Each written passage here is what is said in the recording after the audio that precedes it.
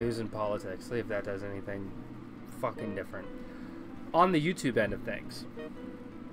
Speaking of which, let's take a look at good old Twitch. Let's see if any of our boys are playing right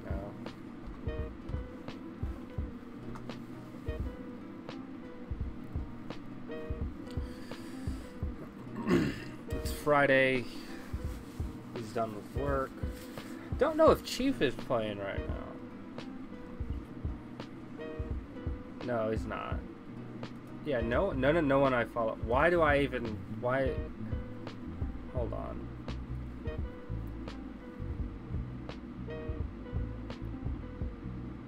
Damn. I need to...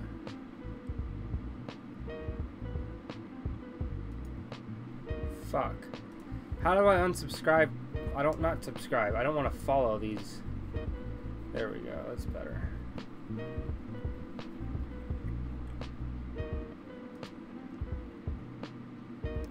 Themor, what's up, my dude? What's up, my dog? I guess we're doing housekeeping as per usual. I think.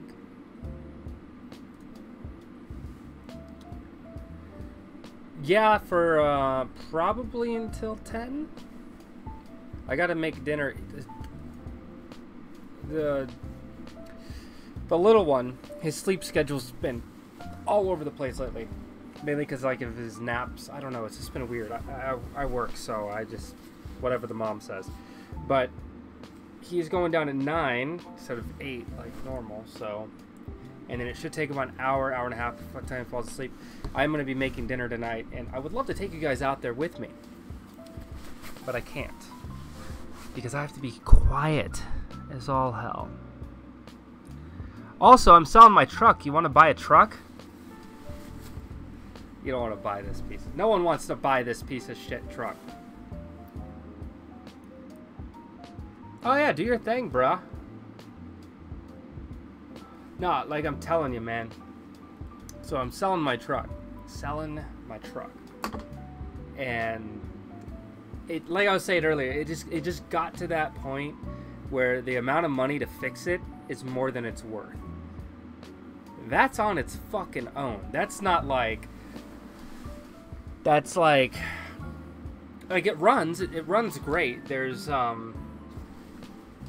it's like a professional mechanic analyzed it, looked at it, and told me, here's a laundry list of shit, and a third of it I would classify as severe. These are things you're going to want to take into a shop and get fixed sooner rather than later. So it was about 4 or 5 things that he categorized as severe. The little things I already knew about. These were little things, quality of life things, as it were. You know, the next level up, the above scheduled maintenance stuff. New fuel filter, you know, little things. But when I heard about all this other stuff, the severe category, we're talking over $2,000 for these things. It runs just fine. But if I want to drive it more than 3 months, I need to get those taken care of. So I don't got the kind of cheddar to be doing that. Yo, what's up? Memba! Here's the thing. It's taken me this long. The last time I lived beyond paycheck to paycheck, you know, when I had more money at the end of the month than month at the end of the money. This is the first time in my life I've had that. Thomas, what's up, dog? It is hard trusting... Well, no. This is a separate person that is a professional mechanic that looked at it, that told me to take it into a shop. It wasn't like he was going to get anything from it, so he had no incentive. But yeah, it's the first time in my life where I've gotten to the point... Oh, this is why I'm bringing this particular topic up. It's the first time in my life I've gotten to a point where I'm positive at the end of the month, and it's a really good feeling, and I don't want to go backwards. But I humored the idea getting a loan for a vehicle. Get something newer, something I know is going to work out. Let me tell you.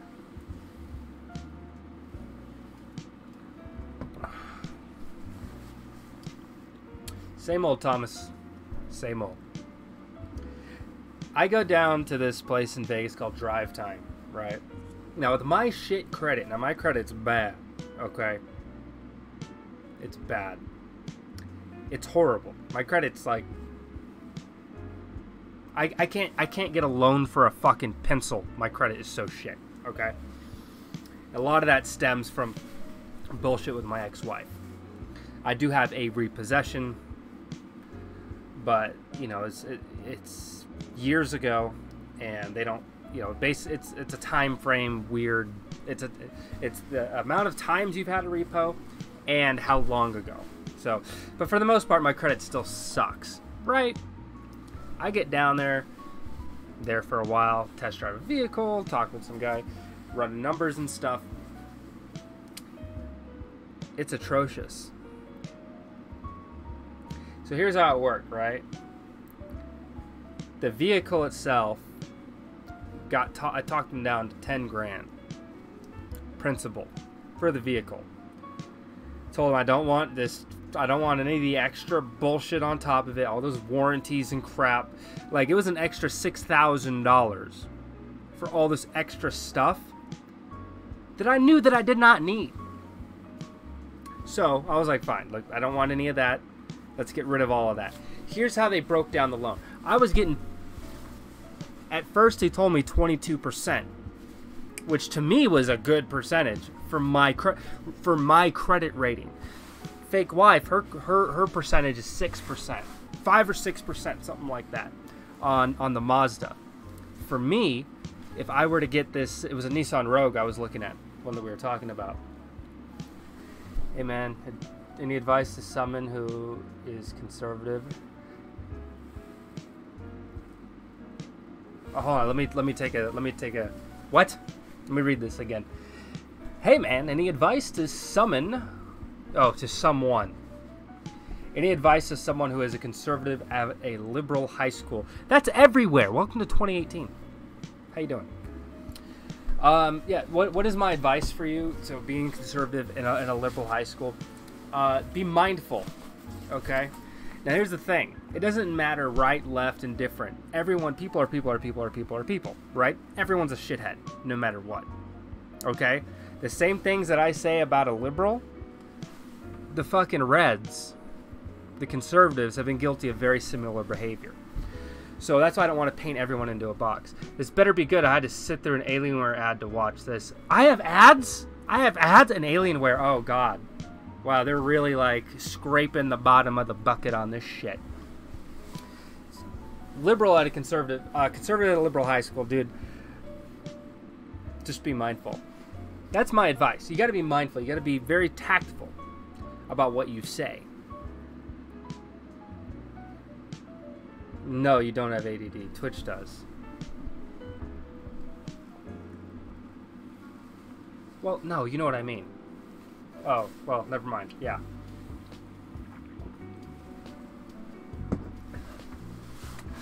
You gotta be mindful of the shit that comes out of your mouth. Well, I'm an affiliate.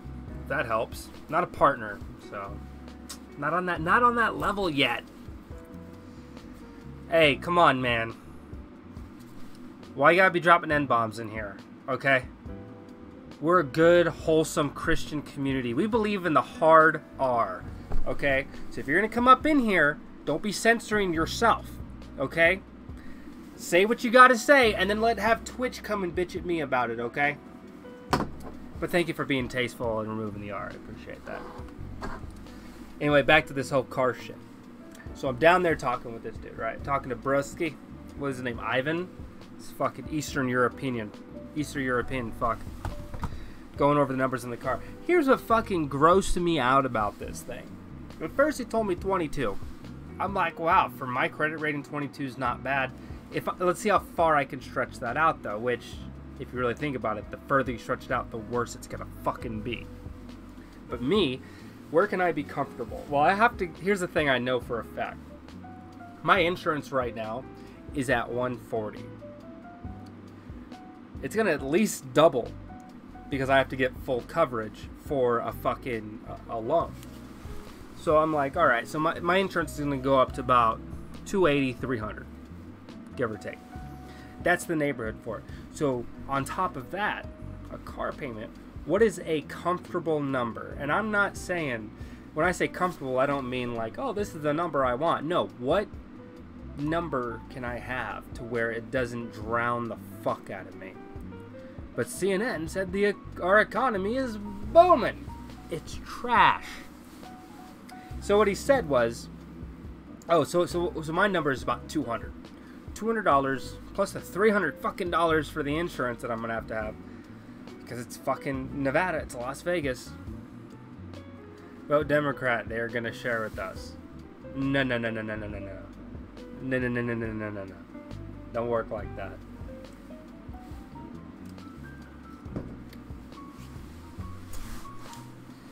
So we got the price down, and we're talking numbers. This is right before we take another test drive, make sure it's the car that I want, because I was testing a few of them while I was there. But I wanted to take another around the block. Hurricane coverage, they were saying that it's fucking horseshit, dude. You can't believe the globalist media. All right, they got you by the balls through your eyes. You watch that CNN on the teletube, and that shit's gonna get inside your brain cavity. Okay, now up in here, that's where they're really gonna start sending you all the messages. All right, now I'm not saying you should wear a tin hat. You need to get some aluminum foil, shape it into a cone, and put it on your head. Protect your brain noggin.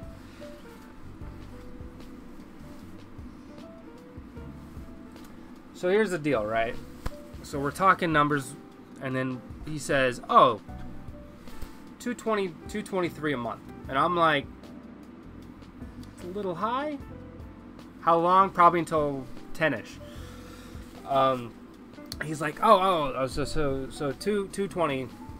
It's about 223, right? I'm like, all right, sounds good. Let me just go take another test drive and make sure I like this particular one. And this was like a basic ass model. It was like no frills. Okay. So we're driving, come back in, and then we finally like get on the next step. We're doing more paperwork, and I'm not even decided yet because I still need to see hard numbers. And you know, I get the, you know, he prints out a financial breakdown of the loan, and I noticed something as I'm looking through this stuff. The 22% APR jumped up to 28, and on top of it, fucking asshole, it wasn't $22 and it wasn't $223 a month. It was bi-weekly, twice a month, $446 fucking dollars a month for the car. Add that with $300 for my insurance alone, and I was like, whoa, that's bi-weekly. That's way too much. You said monthly. That's what you said. And it's like, oh, no, it's bi-weekly. I read it wrong or whatever. I'm like, what do I do for work? I'm a handyman, independent contractor. That's what I do now. So, I do like TaskRabbit and shit like that. I make pretty decent money. The only thing that sucks is that I would be saving up more money, but because I have the truck that I have now, every month it's like already having a car payment. It's like I'm spending $200, $300, sometimes $400 fixing shit on the truck every single fucking month. And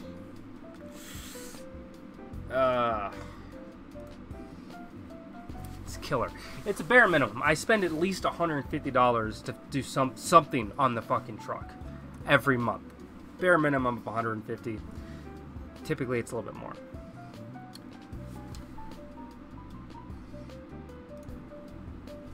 All right. So, do I just follow it, or I clicked on it? What do I do?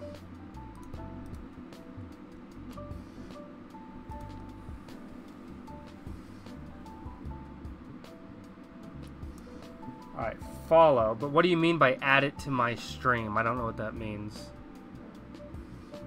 I just followed it, but you said add it to your stream. I think you talked to me about this before. Dashboard. Go to dashboard. On your dashboard, add community. Where would I find that?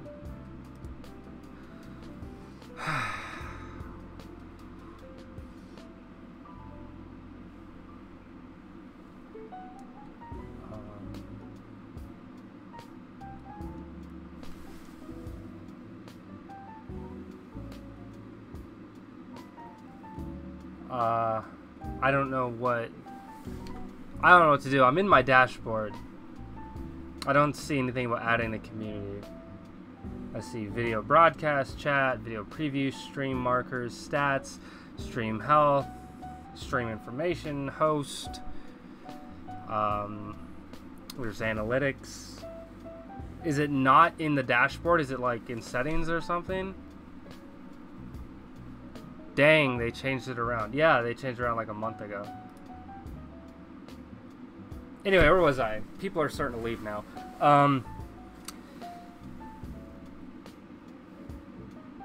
Give me the power and I will do it. What do you mean give you the power?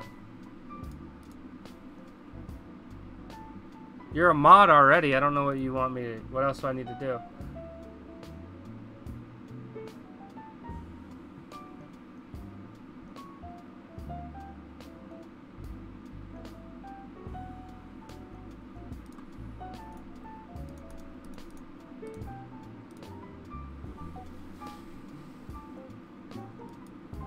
What's that do?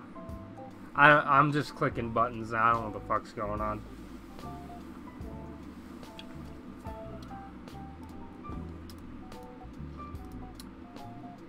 Anyway, this bullshit is god-awful fucking trash. That lets me post a link. There's a permission to let me edit the channel.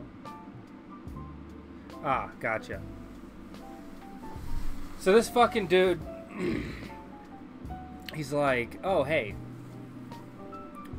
Yeah, sorry about that. It's like a shitload of money a month. But here's the kicker, though. It was because I took away all the warranty and all that extra bullshit, right? Because I got rid of $6,000 worth of other shit he wanted to throw on top. If I would have went with all that extra shit, my loan term would have been 72 months, right? But by removing it, it cut my term down to 30 because they want a certain dollar amount from me each month. That's why it worked out that way. And I was fucking pissed, dude. I was like, this is horseshit, man.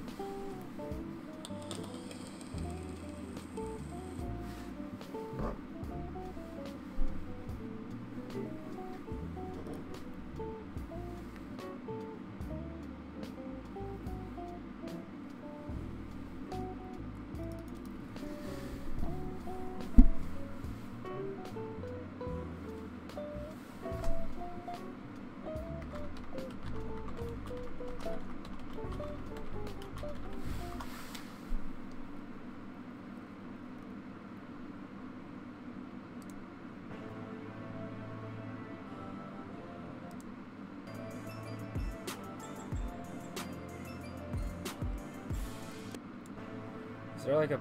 Yeah, I think there's a playlist for this shit. Yeah, let's just do that. Fuck it.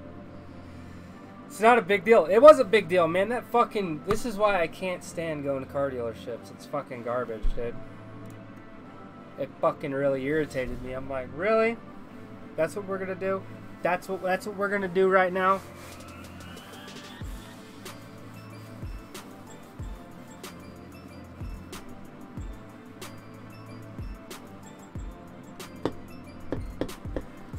You've been following the Eminem MJK beef. Machine Gun Kelly. Brrrah.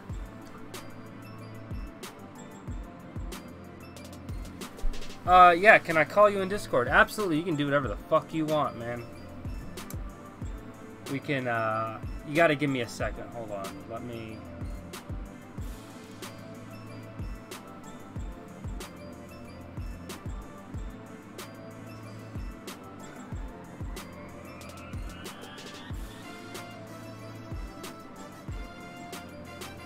Yeah, I don't know. I don't know how to do commands. I've asked people like a million fucking times about how do I do commands? How do I do commands? And no one can give me.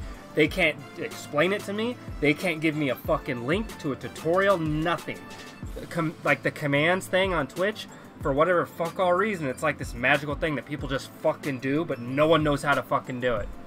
That's the same fucking... Watch, I'm gonna click on this. It's the same link I've already gone to, and it doesn't explain shit. What?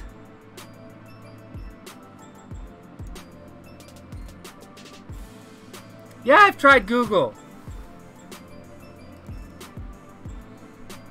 Where is it at?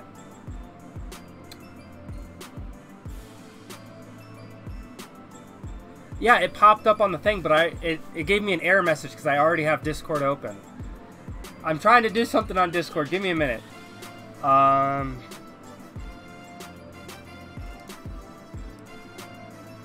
Let's see. I need input. There we go. Alright, how do I save? Fuck. How do I...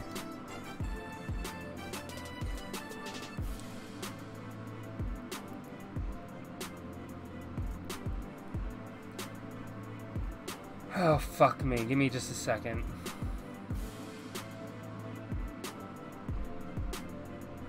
I think that's how I saved that information. Alright, so I'm on my Discord now. Alright, this better be good. Give me a second. I'm about...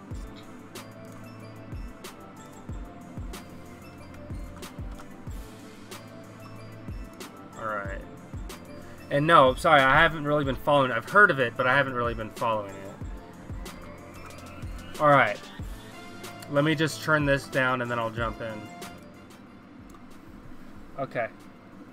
The audio might be a little weird, so just give me a minute when I first get in there. Alright, you're muted. I need you to unmute and do a quick mic test. Yeah? Is that good? Yeah, hell yeah, that works. Alright. Alright, so, introduce yourself. What's up, bud? Hi. I had a question for you. Me. Alright. Do you have any tips, to get big in the gym? Yeah, actually, yes, I do, absolutely. It takes one very simple, easy step. Go to the fucking gym. There you go. This is coming from someone like me who I'm not overweight and I'm not fat and I'm not disgusting and decrepit, but at the same time though, I could stand to lose quite a few pounds. Okay, I've made a lot of progress on my own this past year. Okay, I've changed up my dietary habits. I've been a little bit more active, gone on walks and stuff like that, but I haven't actually gone out and hit the gym. But in this past year alone, I've lost 25 pounds, which for someone like me, that's a lot, right? Started off the year a lot bigger. I had, much larger man titties than I do now. But the hardest part is like, it's like not even like a motivational thing. It's like a convincing thing to take that first step to go in. So step number one, go to the fucking gym. Make it a goddamn habit, okay? And so once it's like a habit, it's kind of ingrained in you, and it's kind of something that you're just kind of going to be doing anyway. It just becomes part of your repertoire. And then once that's ingrained into your daily life, the next step was actually a lot harder. It's dietary. So if you're going to be going to the gym and you're going to be working out, trying to get swole or tone or just trying to do whatever you're trying to do for your body, which is a very positive thing, you're going to want to make sure that you're intaking the proper things, right? So, yeah. Best piece of advice are twofold. Number one, cut out fucking fast food. You get rid of fast food out of your diet, two things are going to happen. One, you're going to lose fucking weight just on its own, just by getting rid of fast food. You're going to be losing a lot of weight. And on top of it, you're going to be saving a shitload of money. Like, I cut out fast food. Now, I still probably go maybe once a week just because of the convenience. I'm out and about in town, didn't pack lunch, I'm on a job, whatever, get fast food, right? But for the most part, you're going to save a lot of money, you're going to lose a lot of weight just by cutting it out. The hardest thing for me, though, when you're talking about dietary, when you look at the molecular structure of certain foods, right? You look at sugar. Sugar is a big one, right? But sugar comes in a lot, glucose, it comes in a lot of different forms, right? Some are actually very beneficial for you. Some, not so much. Me, the hardest thing to do to say fuck off to is soda. It's like my main substitute is unsweetened tea because, you know, I like a little bit of that bitterness, you know, a little bit of flavor to it. I love that. But getting rid of the pop and the fizziness of the soda with that little bit of sweet tang, that is so hard for me. But I know that I would go, like, without even going to the gym, I could stand to lose a lot more weight having getting rid of this stuff. Now, as of actively being in the gym, the best I ever looked, the best I ever felt physically in my entire fucking life, man, was when I was in the Army. Okay, when I was in the Army, we were doing PT every single day, and then every day after work, I'd go to the gym. So I was working out twice a fucking day. Mainly doing cardio in the morning, a lot of cardio and a lot of core exercises. You go to the gym, you work out the arms, you work out the abs, you work out the legs, you put yourself on that schedule with it. I'm not saying that someone should, if they want to get, like, do performance-wise do good in the gym, I'm not saying that they should have to do twice a day, but no. Cardio is a huge one. Cardio is going to do two awesome things for you. Number one, it's gonna get your rhythm going. All right, and when I say that, I'm like, yeah, you're gonna lose weight, right, by doing that. But what I mean by getting your rhythm going, it's gonna get your body acclimated to doing that high performance type things. Cardio is not really that thing that some people want to say it's like the best thing in the world. No, let's break it down. Cardio is very good because as human beings, right, we're bipedal creatures, right? So being able to move and have that sense of endurance is very good. So if you can utilize cardio to bring up your rhythm, bring up your endurance levels, that's going to help you in other areas of the gym. So don't skip out on a little bit of cardio, okay? Get your blood pumping. It's a great pre-workout thing to do. Even if it's just like a walk. You don't necessarily have to run as far as cardio is concerned. Let's say you just go on like the treadmill or the elliptical. You go on for like a 30-minute pre-workout kind of thing, get your blood flowing, kind of, you know, get the oxygen up in you, and then you go work out. That's going to take you a lot further than just walking in and straight hitting the, you know, doing squats or just straight up starting reps out of nowhere, right? You want to get yourself acclimated properly. Did any of that help at all? Yeah. That actually did help. Thank you. I'll have to try that next time I go to the gym. And like, so I already go, right, to the gym like 5 times a week, all right, and I've been going for quite some time. But like, just not. You said 5 times a week. Real quick, I want to know, when do you take your rest day? Is it 5 days straight and then you rest for 2, or do you kind of stagger it in between? Usually it's like 1 day on the weekend and 1 weekday. Oh, nice. And then, I just like, I haven't been, you know, getting as much like muscle gain as like I was before. Like it's kind of slowed down a little bit. All right, so you're hitting a plateau then. Yeah. Okay, and how long you been working out for? What, with the particular regimen you have now? Oh well, I want to say like 4 or 5 months. All right, yeah, that seems pretty natural. I would double back to saying it's dietary. So obviously, I'm pretty sure you do a lot of protein powders, right? No, I really don't do any. Should I? Oh, good man. No. Well, I mean, there's in certain use cases, it's beneficial to do that. A lot of the like the post workouts, like shakes or they come like there's so much. It's a lot at the end of the day. A lot of it's needless. I do think it's beneficial to have because you need protein. Like if you're going to be working out your muscles, you're trying to get swole. Those muscle fibers, they're going to be hungry. They need protein to kind of replace what was lost during the workout. So a lot of people, what they'll do is they'll do their pre workout shake that, you know, kind of gets their blood flowing. It gives them a little bit of protein on the inside. Then they hit it nice and heavy afterwards, and they hit it heavy with like basically straight protein, which is perfectly fine. But here's the thing, though: transmission methods. Okay, this is one thing that a lot of bodybuilders kind of ignore. How do a lot of things get into our body in the first place? There's a lot of different. Well, they're considered fats, but some are better than others. Things like protein and a lot of vitamins and like calcium and all that stuff. All these things are transmitted through our body through soluble fats, and these are good fats. These are fats that allow different vitamins and enzymes to kind of leach onto them, which then go into our bloodstream, right?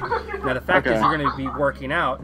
Having these workout shakes and all that stuff is great, but you want to definitely follow it up with a home-cooked meal. A lot of these bodybuilders and stuff, what do? They eat a lot of carbs, okay? These guys, like, they don't eat like rabbits. They don't eat just fucking lettuce and shit all the fucking time. What they do is they eat up a lot of like fucking baked potatoes and shit. They eat a lot of whole grain breads. Like they're eating a lot of stuff that is really dense and it's heavy, but it's not so much like, oh, I'm gonna go out and get deep fried French fries, you know, where it's carbohydrates and insoluble fats. You want to get yourself a good amount of carbs, but you don't want to take it in grease. Okay. So that's what my thing would be for you. You're doing, so from what you've been telling me, you're doing really good so far. You're on a regimen. You've been consistent. Dietary-wise, you're hitting things pretty good. You're not filling yourself up with crap or anything, which is also really good to know. Like I said, my number one recommendation is kind of keep it where you're at, but make the one adjustment to having that home-cooked meal, having something, you know, because you already eat healthy as it is, but you don't want to be eating rabbit food. Remember, if you're working out, you're trying to gain muscle mass, you need to bring back protein. Protein powder, those shakes are good for after the workout to instantly feed those muscles, but you also want to have like a good home-cooked meal on top of that to kind of help bring that protein from your belly essentially back into the source. Okay, that makes sense. So, on the topic of like protein powders, like pre-workouts, I've heard about this one pre-workout that I kind of wanted to try. It's called Tyler One Blood Rush. Have you heard of it? Oh, never heard of it. It's I don't know. I think it's about like $40, and it's got, I don't know, 40 something servings in it. And I was wondering, like, what stuff needs to be in a pre-workout to make it good? Well, this is the part where I have no fucking idea. I've seen this dude. I've seen this guy in compilations of Twitch videos and shit. He's a streamer. Yep. Yeah. Any affiliation by chance? I dislike him. I'm a fan of his streams. You dislike him, but you're a fan of his streams. No, I like him. Oh, okay. Well, here's the thing though. He's got a lot of private label products. That's, for me, that's going to be like a number one. Like, oh, I don't know about that. See, the science behind what goes in these actual drinks, no idea from there. I just know the science of what you put in your body and how it gets distributed.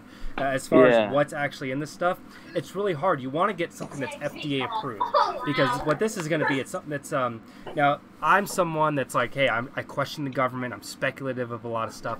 But when it comes down to things that are right for our bodies and things that we're going to be putting in our bodies, if you can find a protein powder that's FDA approved, which is really hard to find. It is, because a lot of these things kind of go under the radar. But if you find something that's FDA approved, then you know that the ingredients that are sourced in there, it's not just a lot of filler. There's a lot of protein powders out there.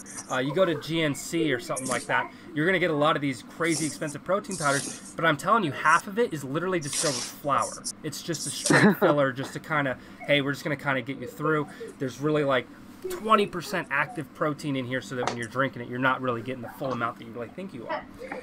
This Tyler dude, though, obviously I've seen this guy. He's swole, he works out and all this stuff. I can guarantee you he does not use the stuff that he sells.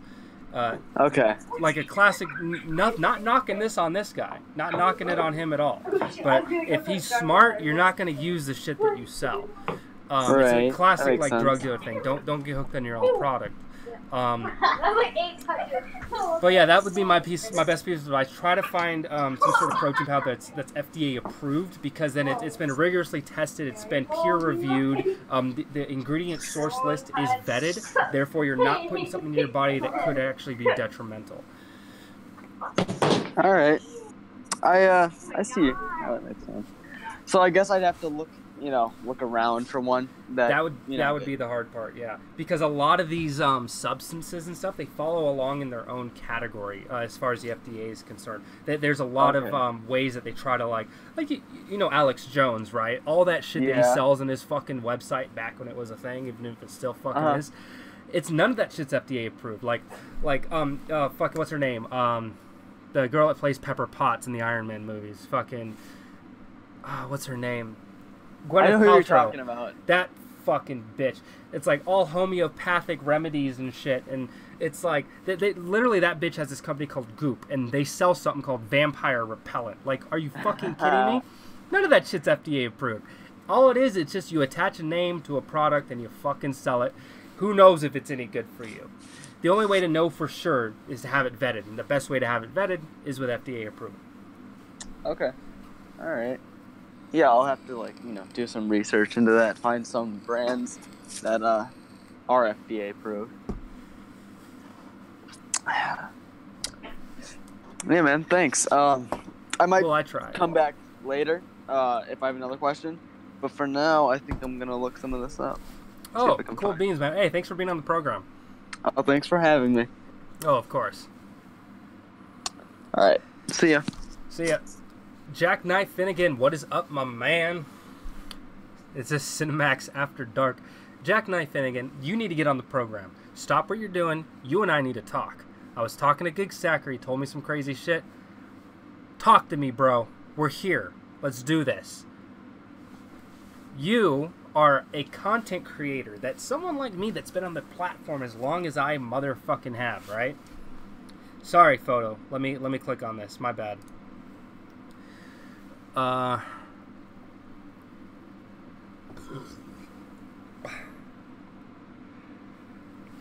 my god.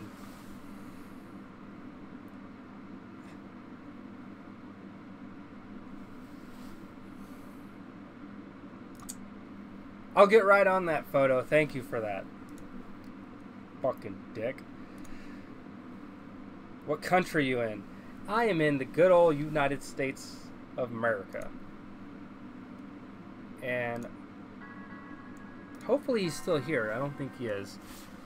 Jackknife Finnegan. If he is, then awesome. Because Jackknife Finnegan, let me tell you what, as someone that's been on the platform for over 10 years, I don't want to use the word look up to you, but I highly respect your hustle. I really do. Why do I respect your hustle? As someone, when I first found you, man, you had like, what, 20 subs? 40 subs? Something like that? And you literally did YouTube for what it was designed for. You just wanted to connect. You wanted to talk with people. You wanted to shoot the shit. That's what you did. And you made it fucking happen. Here's what I'm going to do for you. Hopefully I don't lose any viewers in the time that I'm trying to do this.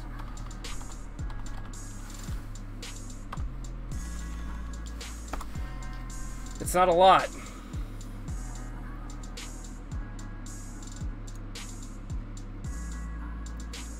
But I'm proud of you, dude. You actually have more subs than me now. Holy fuck sticks, dude. Congratulations. There's Jackknife Finnegan's fucking YouTube channel. Give him a couple more fucking subs, dude.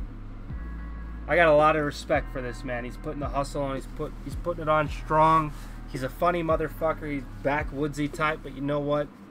I like him. He's a good dude.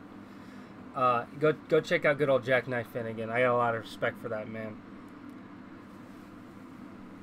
All right, so what else we got going on?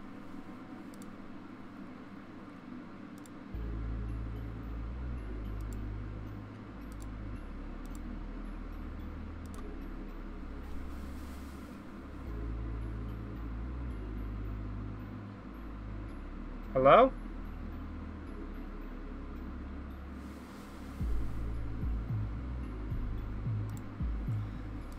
Nothing there. Just fucking pop up in the distance, this deep sea kraken, and I was like, what the? Y'all, bro, that's straight fucking crazy. You know what I'm saying? Alright.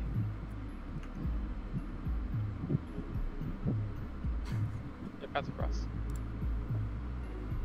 I don't know, man. I don't know. Where are we?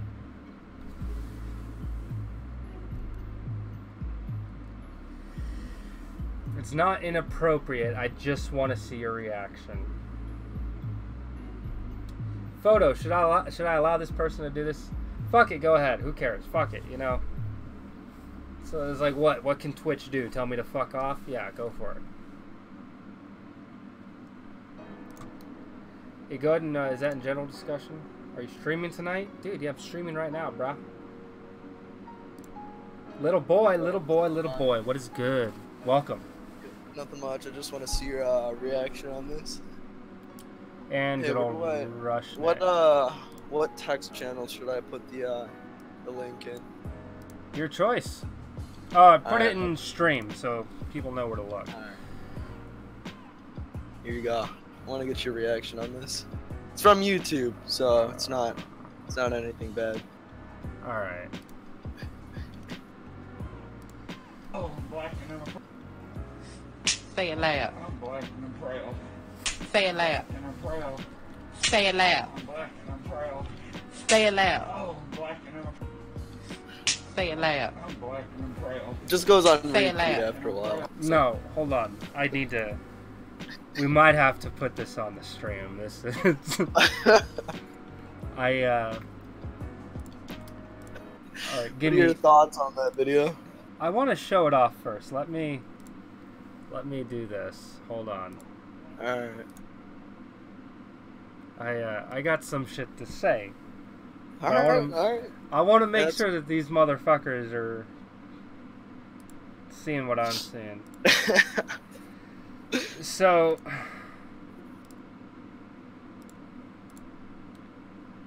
all right, let's just watch this shit. Here we go. Play it.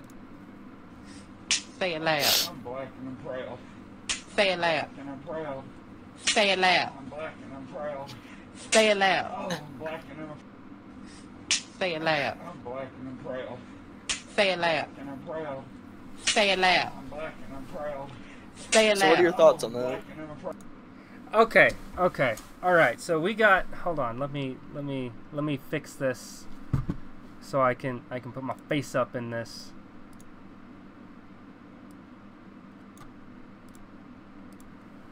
All right. You ever see the movie Powder? No. All right, so we got this fucking albino Casper ass motherfucker with the bleach blonde hair. You got the dad bod, rocking a dad bod, strapped down to this bed. You can tell he's strapped down. He can't see it. He can't fucking move. His arms are fucked up. Fuck. Oh my god. And he's submissive as fuck. All right. And then we got Mrs. Buttersworth in the back, fucking strapping it, like slapping his ass. Oh my god. That's just what's physically happening. What is my takeaway from this? Okay, so I'm trying to ignore the race stuff because that's its own thing. Let's try and focus on what we're actually looking at. We're looking at a man be dominated by a woman. Okay?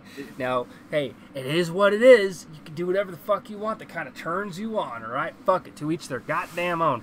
But what in the fuck is so wrong in your fucking head that you being strapped down and getting slapped by a fucking grown-ass lunch lady black woman, well, your fucking ass looking like, I don't know, he looks like he probably sells insurance or something. While being real forced to scummy. say, I'm black and I'm proud. I'm black and I'm proud. I'm black and I'm proud. Like, obviously that, like, the strap down getting dominated by women, that's what he's into. That's what he's into. It turns him on, whatever, right? What he is saying is what turns her on. Like, oh yeah, you pasty little Casper motherfucker, go ahead and say that shit. Go ahead, yeah, say that shit. Like I halfway expect him to fucking start reciting "I Have a Dream." I could see that. I could see What that. the fuck is this, dude? Like it, like the only thing that first thing comes up to mind is mental illness. Okay, there's got to be something seriously wrong for you to. Like I said, to each their own when it comes to sexuality. This is a whole new level. This transcends sexuality. We're talking this is sexuality melded and blended with SJW, white knightism, fucking sociology. Okay? Yeah. And I don't know if you've watched the stream, if you've ever heard anything. I went to college. Sociology class was some of the biggest fucking bullshit on the goddamn planet. And this is the picture perfect moment. This is what happens, okay? I'm going to show my son this video when he comes of age and be like, see, this is what happens when you drink the Kool-Aid, okay? When you start saying, oh, let's have our safe spaces. Let's believe in the wage gap, okay? Let's say that white male privilege is actually a thing when it's not as much of a thing as people are trying to make it out to be. When you take all the things that the crazy leftist SJWs fucking social justice pricks are fucking spewing out, that's you on the fucking bed. Okay? That's you on the fucking bed. That's what's gonna happen, son. Eat your fucking Cheerios. Oh my god, where do you find this shit? You know, I got my sources. I got more videos if you want. Yeah, please share. I want more. Yeah, that was next level. Alright, hold on, I'll be back. Let me find some more. Rushnick, how you been, dog? Terrible. Why? School. Uh-oh. Talk to me. What's going down? Dude, I just got like 20-ish hours of homework to do over this weekend.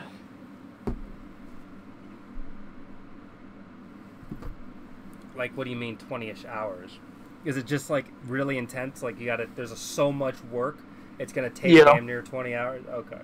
Are we talking, like, long-ass essays? Yeah, all the above. Not to mention, on top of all of that, I got some spicy work to be done tomorrow. Spicy work? What kind of spicy work you talking about?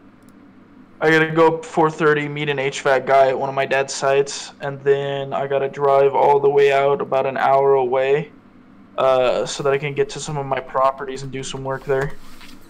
Jesus. Yeah.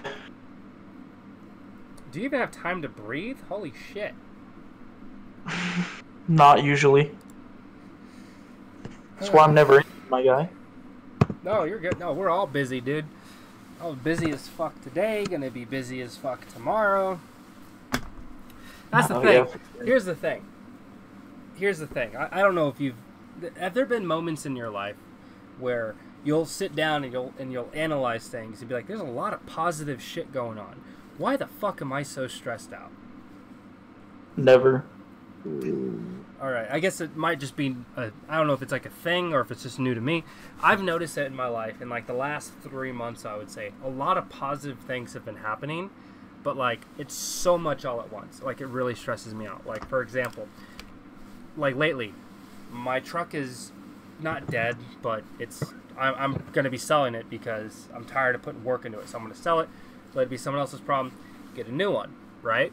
So, can't get a new one until I sell the old one. So, because I'm working, I'm trying to hopefully find a buyer for this truck, at the same time trying to find a new one that I want, so I can coordinate those within 24 to 48 hours of each other, right? Because I don't want to be without a truck, because I need a vehicle to make money, you know?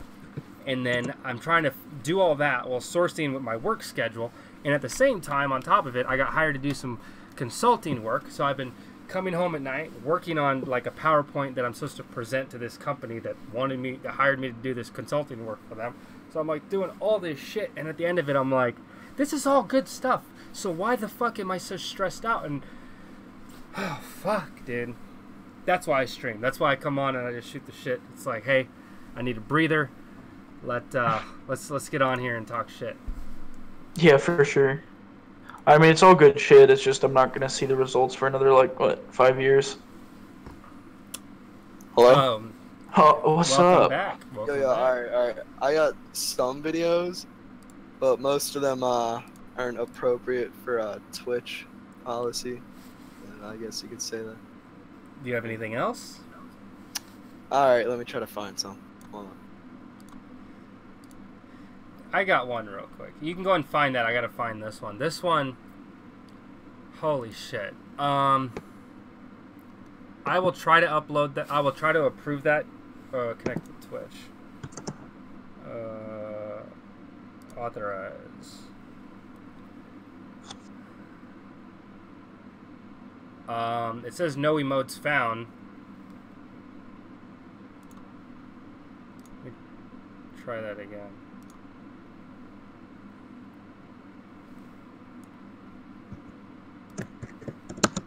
Update. I don't know. I just clicked on it. All right. I guess it's working. I don't know. This website's not very intuitive. So let me know if that worked for you, Photo.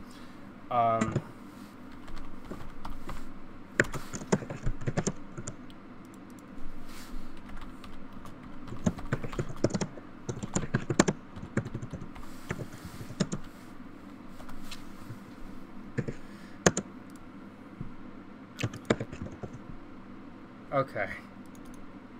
This is some of the weirdest shit I've ever fucking seen. I'm gonna The weirdest?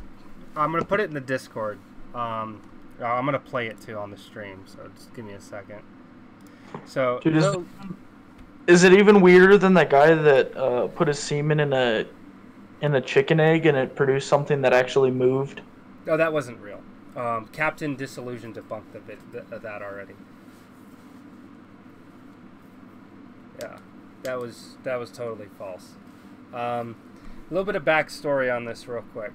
So this video that I put up, 2001 Ford Ranger anti-theft problems. Okay, so I had a truck, my truck now. What happened is the starter went out, but I was trying to self-diagnose. I don't know shit about trucks. It's a learning process as you work on it. You know, it's a labor of love.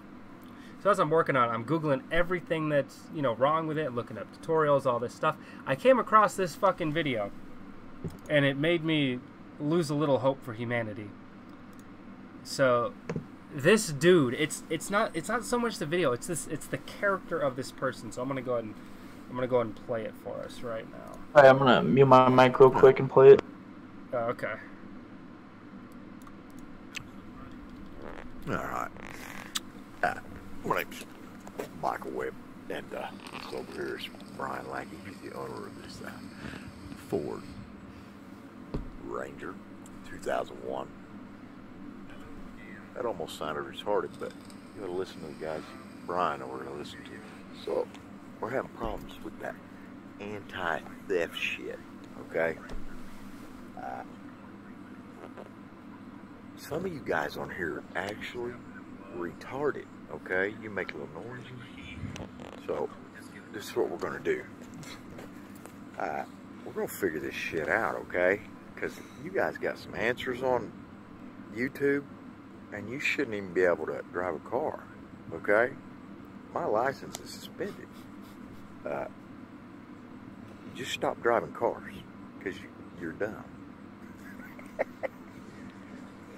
Alright, look at that. That's the look of a man who's stressed the hell out, alright?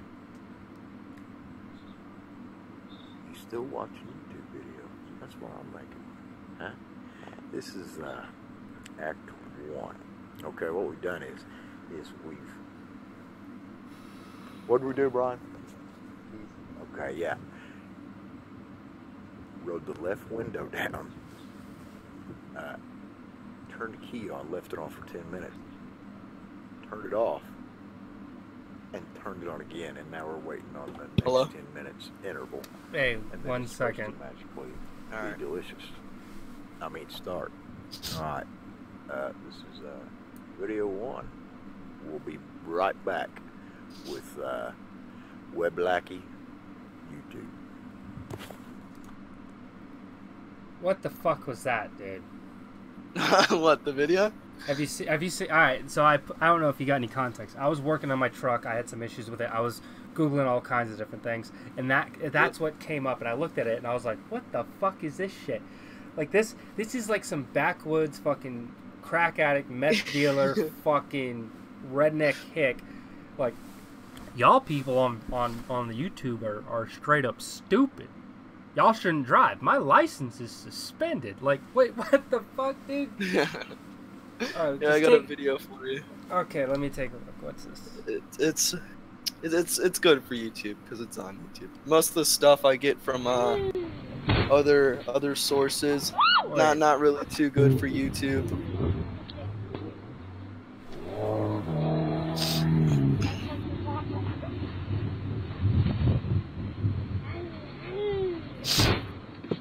Yeah, those people are dead. No, they're not dead.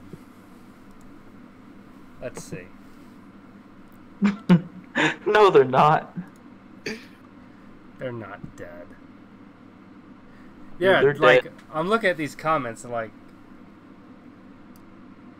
Alright, so someone in the comment wrote, fake, why do you point the phone down? Keep it pointed at the action. You point it down because like, oh Yeah. fuck, let me drop this and go take care of My family just blew up on a jet ski. Let me Yeah, it would- put my phone down. It makes sense that you're going to say fuck off to the phone at that point. Yeah. But I'm pretty sure they're fine, if that's even a word. You guys are dumb if you think, hey, I'm not too. If I'm, Yeah, photo, I'm trying to say, if that is real, I'm pretty sure they're fine. I don't know Yeah. though, because the camera is pointed down, so you never know. Yeah, I we got a have topic that I've been wanting to learn more about. Okay, hit me. Alright, do you know anything about the New World Order? I've been trying to learn more about that. All right. So back when I was in high school, I was in this class called speech and debate. Right? I was Yeah. a wizard at it. I was gifted with it. Like I had a way of talking with people. It's like I'd get up on the podium like, this is gonna be tremendous. It's gonna be huge. Like I would have no problem talking to my class. Right? Yeah. And they would have us do different debates and stuff, and they'd give us some prep time. There was this girl I went up against, and the class I won, but according to the teacher, I lost because of language and because of phrasing of our topic. But we talked about the whole New World Order thing. Here's the difference. I did thorough research on my end because I was opposed to the idea of a New World Order, where of it being a fucking thing. Whereas my opponent, she was for it. Like she's like, oh yeah, it's gonna happen and all this stuff, right? Or it's a thing or whatever. So basically, what it comes down to, at least back then, George Bush was still around. So the information that I have that I'm about to spit out to you, it's relatively dated. Obviously, any theories, conspiracies, whatnot that have to do with the New World Order have been adjusted. A lot of the whole New World Order stuff, the theories, the ideas about it, it ties back to two things. It ties back to the Reds, the Republicans, and it ties back to major corporations. And it's the idea that, major corporations are going to be taking over for America, but politically the way they do it is through the Republican Party. There are some variations where it uses the leftists, but that's more of like some sort of dystopian future fucking Big Brother shit, right? When we're talking about the whole New World Order thing, it's kind of like this idea about the example was using the North American Trade Organization or whatever, different trades between the countries of North America, Mexico, Canada, and the U.S., and how tariffs would be situated. So the North American trade deal currently is how tariffs are handled between countries, right?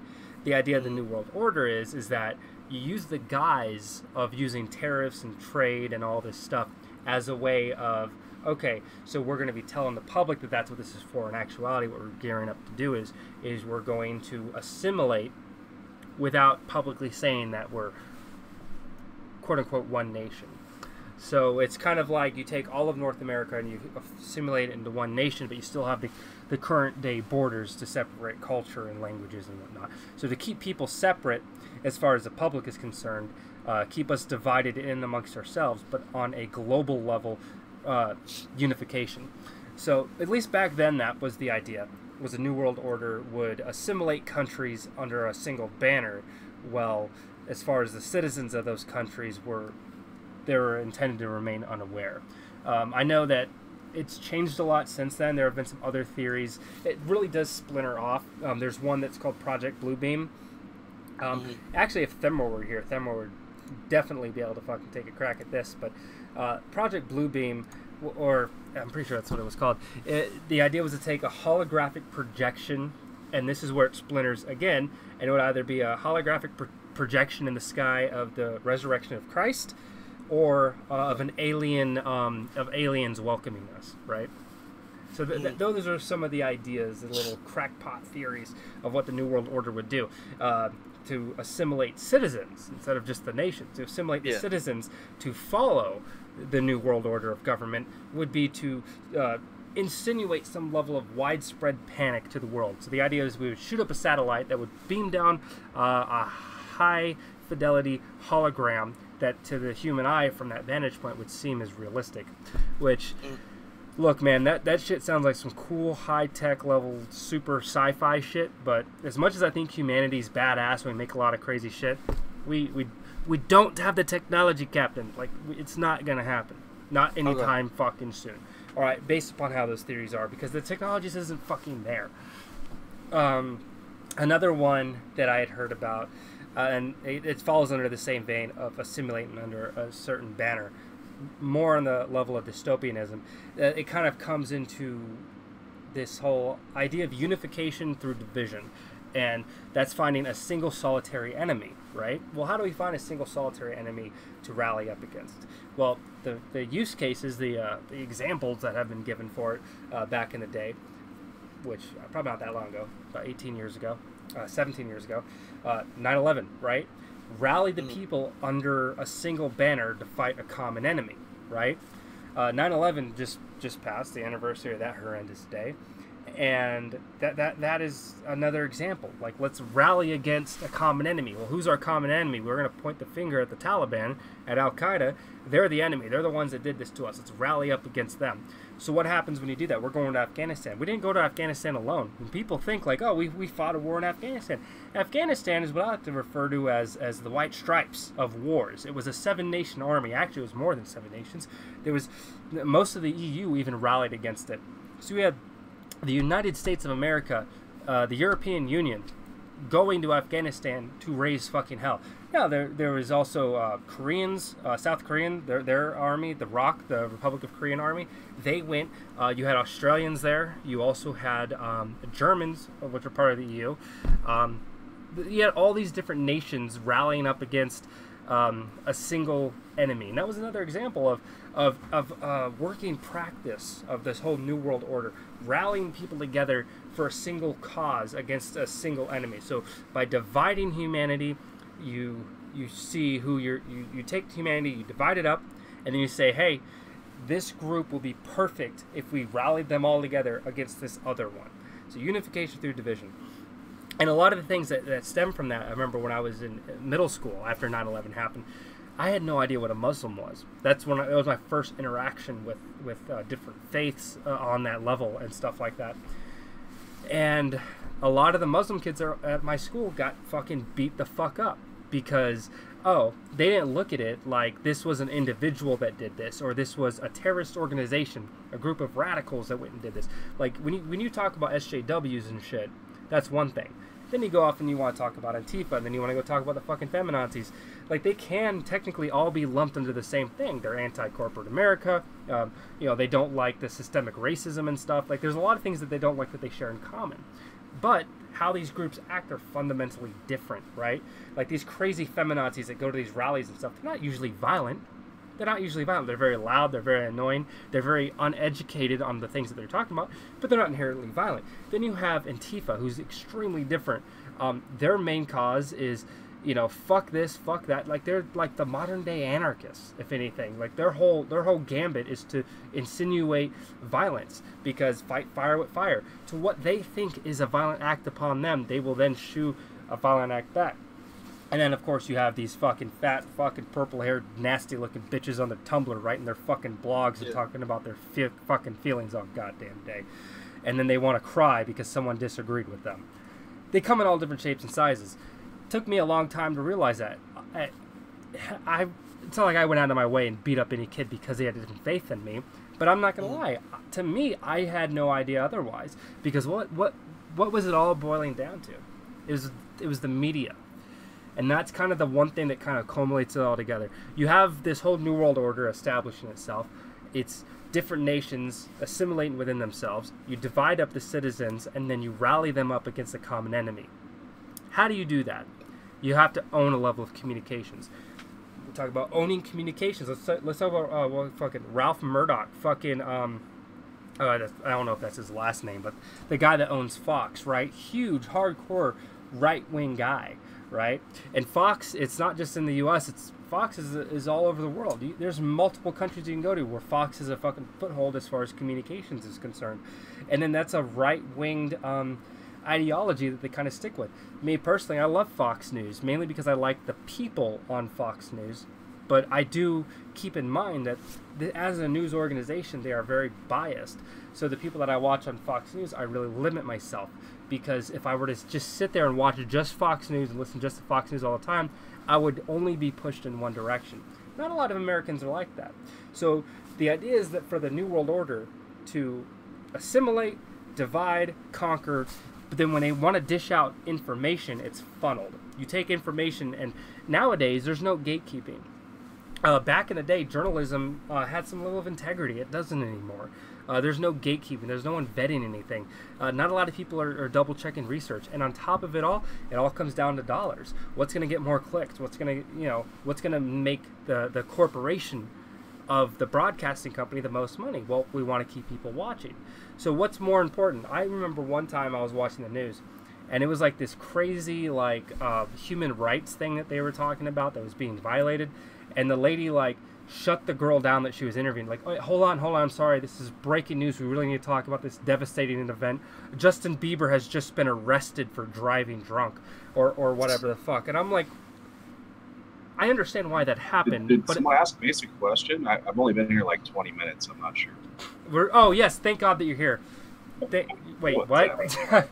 We're talking about the New World Order, and I was basically trying to give an example of how in the idea of a New World Order, you kind of want to funnel information that fits your agenda. So you would utilize mass communication, like the media and whatnot, to funnel information that fits your agenda. So I gave the example of Fox News and how right-wing that they are, that a right-winged a New World Order type of government would funnel their information through an organization like Fox, where they have that kind of political partnership. But thank God that you're here. Please talk to us. I'm pretty sure that you would know way more than me when it comes to this. What's up, Princess? Hey, little boy. Oh my fucking God! Princess Winterbottom, welcome. Holy shit, it's been weeks.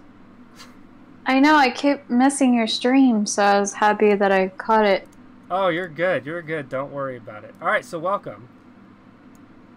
Welcome, everybody. Wow, holy shit. Okay, Thamor, so yeah, we were talking... the whole term, New World Order, is kind of interesting in itself. You know, we've heard it for a long, long time. And this goes back to presidencies, 30, 40, 50 years, 60 years ago.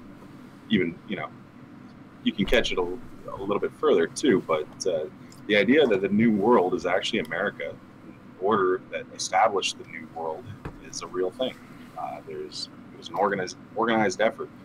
We think we want our independence from Britain and all this and yada, yada, yada, but America was founded by wealthy people of Europe. And it's interesting to see how, they've held control over this kind of plan, so to speak, as manipulating the public to pay taxes and work for them. It's really not anything that's a new idea. It's just new as a public idea. Before it was sort of like, no one talked about it. Now it's like a popular thing to talk about the New World Order and the Illuminati. It's like Taco Bell's in on it, right?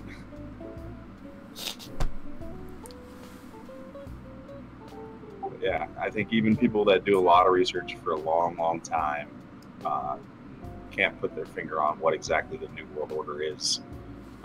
Okay. I think it's an idea. I think it's an idea. Okay. I think the Pope's in on it. Oh, yeah. Okay. Well, if you look at the Vatican and the Pope and the system today, they've really brought in every single religion under one roof. They're all there. They're all part of every religion that shows up into the Vatican for the same shit. It's very organized in that sense. They're not battling at all. For any intent, they're working together for sure. All right. Thank you for the information. Yeah, you're welcome. Yeah, I'll make sure to be back if I have any more questions about it. All right, man. You Hey, take man. it easy. Look into the flat Earth. Oh, Jesus. All right, will do, man. Hey, it's worth it. You know, one of the things I had talked about, I mentioned with him was, and I don't know, correct me if this is the wrong name, but have you heard of something called Project Bluebeam? Yep. That's like, all right, can you break that down for me? Because I might have butchered it. Well, I'm no specialist in Project Bluebeam. What was your example? The fact that the government was going, like, had some kind of plan to have a satellite in the sky that would project a high fidelity, high quality a hologram of either the resurrection of Christ or some sort of alien invasion, that way to kind of incite the masses under some level of panic so that the government could then come in and swoop up and rescue and be like, oh, we got this on lock, don't worry, kind of thing. Now, Project Bluebeam is one of these declassified ones, right? That you can go to the CIA and look it up, and it's like widely known. All right, like, then I was probably thinking of something under a different nomenclature then. Maybe not then. Yeah. The Olympics coming up, 2020, I think, in Japan, they're actually going to do a hologram meteor shower.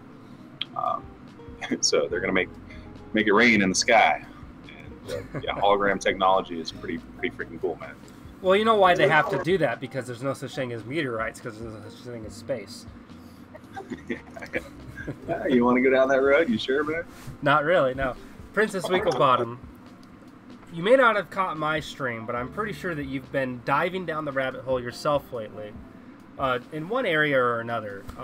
And we did talk about something the other night with Chief Babatunde. Good old Gig Stacker was on. And I kind of wanted to, I think we had a talk about this in the past, but he kind of brought it up because one of his viewers had a question and I answered it. It had to deal with incels. There's this female streamer, and she was just getting crazy and harassed by these guys that just like kind of came up and started like talking shit on her stream. And it kind of makes me think, like, as a woman, like what do you think about these nice guys, these incels and stuff? Are incels nice guys? I thought they were like school shooters. Whoa. No, it's nice guys as in like, oh, I'm so nice. Girls should lay down before me because I'm such a nice guy. And those like guys. white knights? Yeah, kinda. You know what? Do your thing. I'll be right back. I need to grab my phone. Go ahead and talk. You do your thing.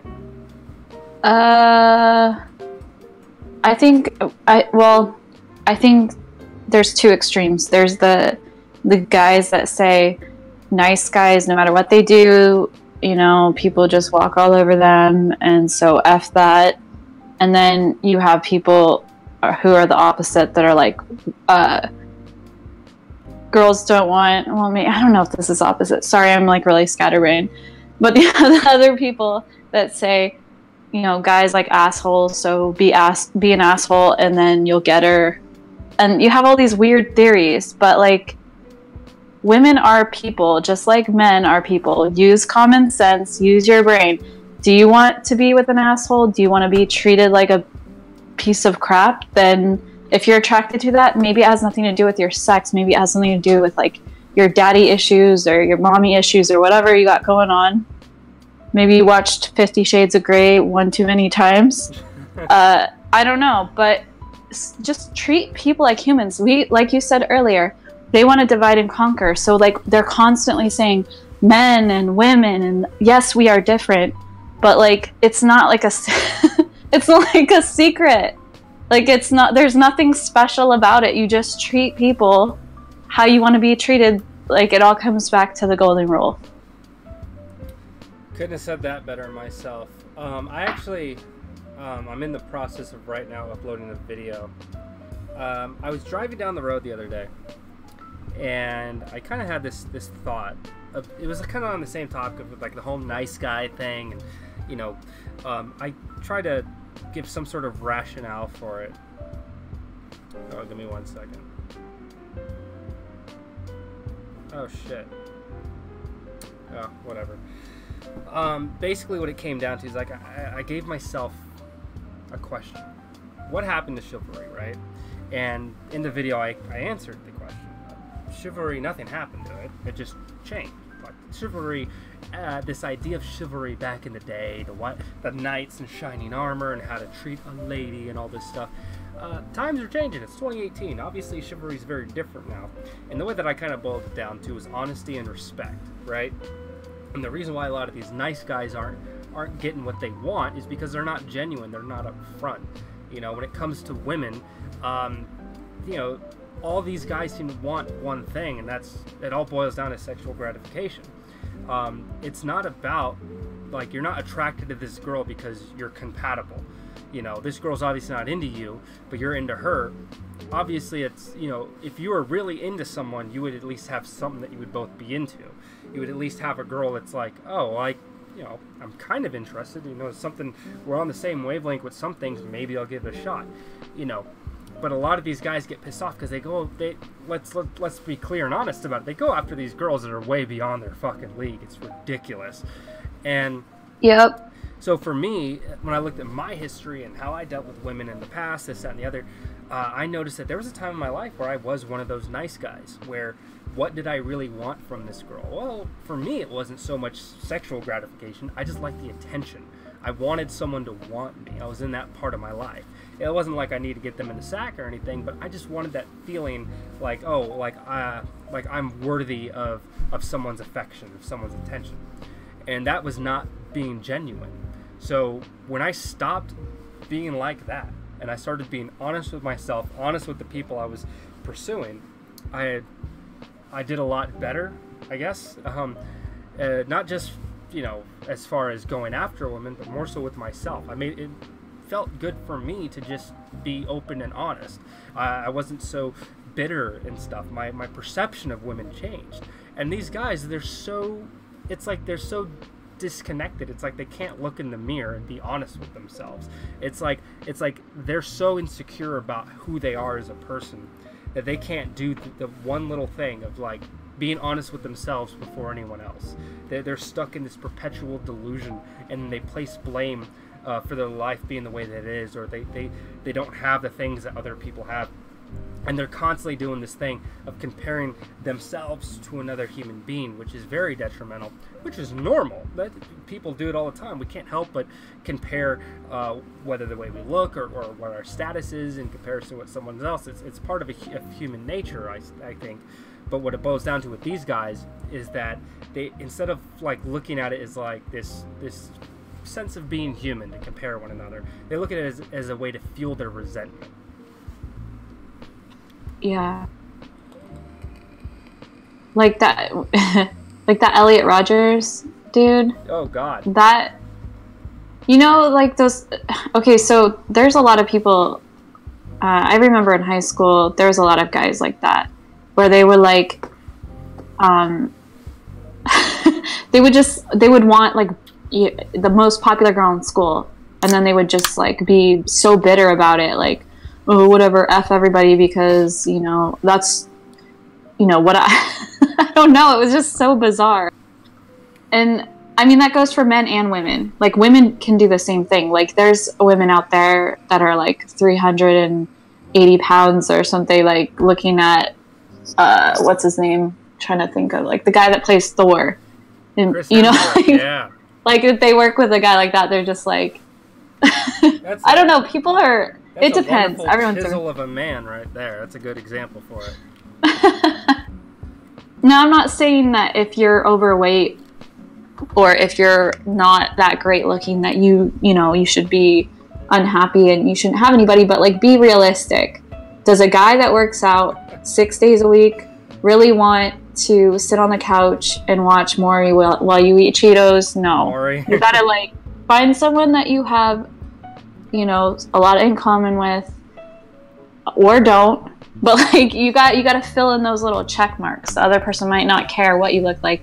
They just want money, or they just want loyalty, or whatever. Everyone's different, so you cannot generalize. And, like, people on Discord, like, I hear at least, like, kids talking about women, like, it cracks me up that I heard this one guy the other day. He said, I only like blondes and she can't be like shorter than 5'5". And I was just like, are you serious? Like, how old are you? You're 17, you're 18, whatever. And you have like these standards. Like, you're still a kid. What the hell do you know? Like, yes, so if I'm trying to think of somebody that's like gorgeous, that's like, you know, short, like the girl that plays in Heroes. What's her name? She's like 5 foot. Heroes. Oh wait, Hayden. Or Hayden, yeah, Hayden, Panettiere, whatever. Yeah, her. Okay, so she comes up to you on the street, like looking like, you know, glammed up, and she asks you out. You're gonna be like, I'm sorry, you must be this tall to ride this ride. Hell no, get over yourself. Yeah. All right, check this out. So since you bring up a very interesting thing that is very timely, currently, this whole so Tess Holiday, you know who she is, right? No. Fucking, pardon my French, and I don't want to trigger anybody, but let me just say this in the least PC way possible. This fat, gelatinous, fucking lava lamp, whatever fucked up Halloween fucking, you put it in your cornucopia, fucked up looking piece of fucking gourd fruit. Fat, nasty, disgusting fucking bitch. And there's a reason why I pinpoint and say it this way. She's an ugly human being. It's less to do with her weight. If you're gonna be fat and you're happy with it, that's cool, that's fine. I still can have my opinion on it, but at the end of the day, if you're happy, then fine. There was a clip I saw from the show where she was arguing with someone about her weight, right? And she was saying like, well, I'm the happiest I've ever been in my life. You know, I'm fat and I'm happy and I love it. And the girl responded, well, for someone that claims to be happy, you sure do cry a lot. And I've seen some snippets of her show. She's a very sad human being. A lot of the things that she gets really upset about are centered back to her weight. As someone that preaches how happy she is at her weight level, a lot of things that have to do with her weight upset her. So, I'm from the mindset of fuck body positivity, okay? We need to be honest with ourselves. Me, hey, I'm not a bad looking guy, but from the neck down, I could use a little bit of work, alright? I'm not gonna lie about that. It would be disrespectful to myself if I were to look in the mirror completely nude and be like, that's a nice, sexy piece of man. No, I actively ignore myself when I walk out of the shower because there's a mirror right there and I choose not to look at it because, well, I'd rather keep my breakfast in my stomach. So, but that's me though. I'm honest with myself. And I think it's a good, healthy thing for us to be honest with ourselves. These people that kind of live in these delusions of body positivity, let's look at it from this angle. I think it's perfectly fine and I think it's perfectly socially acceptable for us to think of body positivity when we're looking out to the world. Who the fuck are you to judge someone else, right? Like me. Hey man, I gotta have some work. Who the fuck am I to judge, right? Well, I don't need as much work as that person, so I might as well judge away.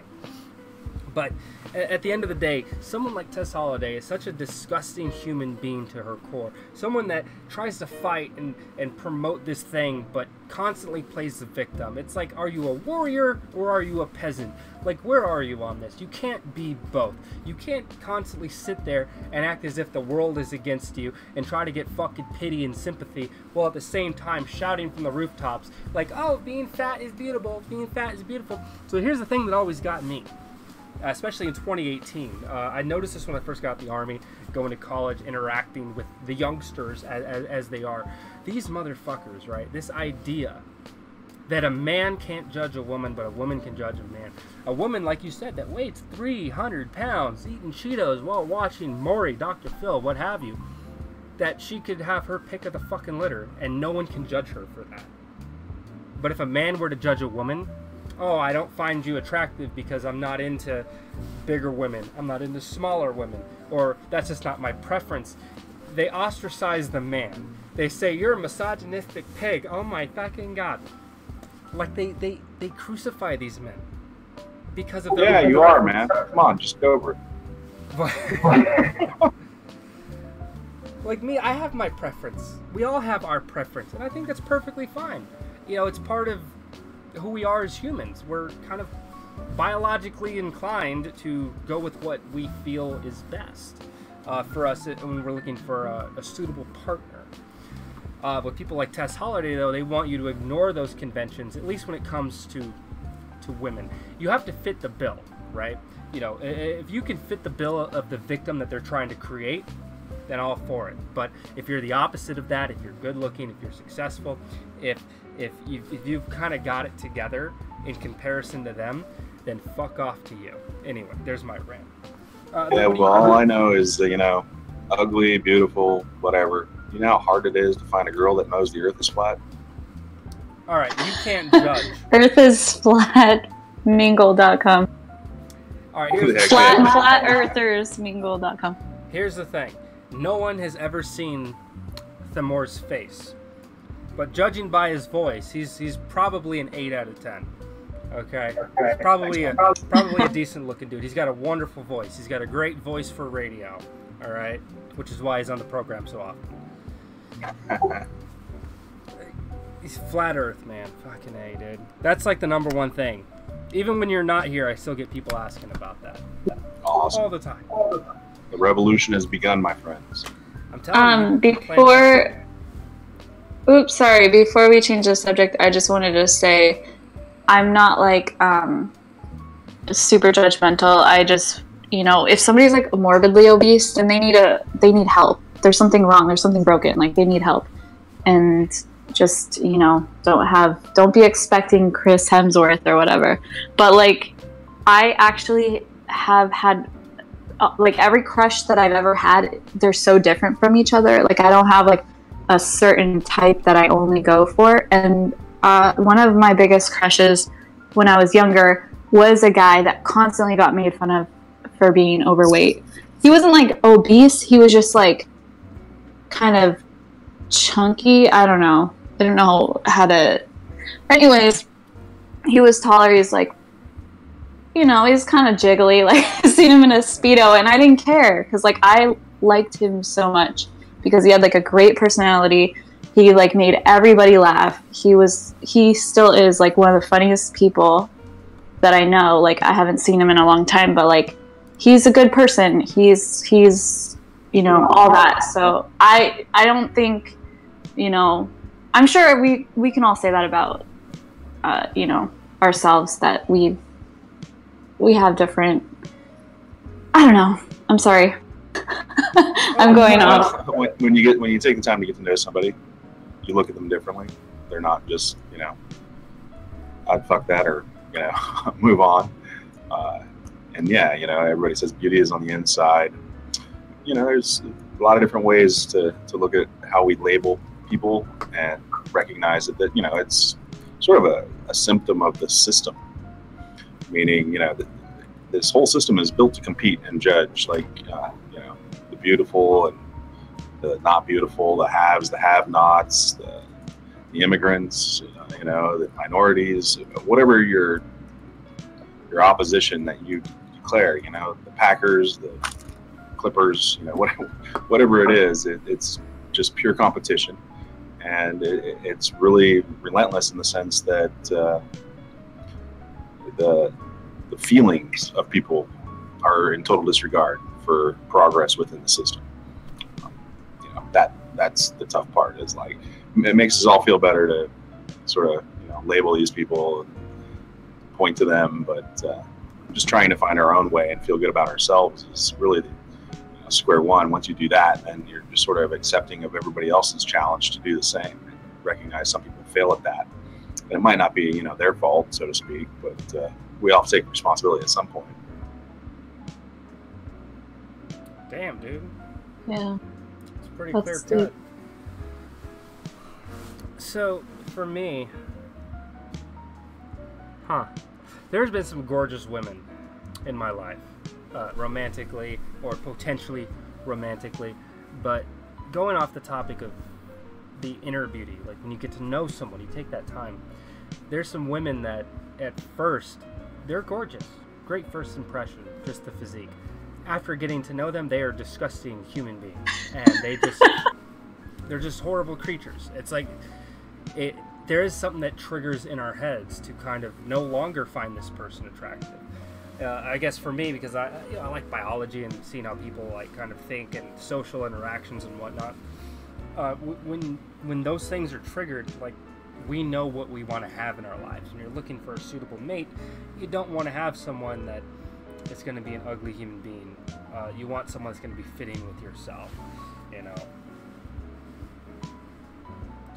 Has that been like a thing for you where you've dated a guy that is just gorgeous, like he's just hot as fuck, but the more you get to know about him, those layers come out and he's just a trash human being? I mean, I've observed people like that from like a distance, but I haven't actually dated someone and then been like, nah, this isn't working out.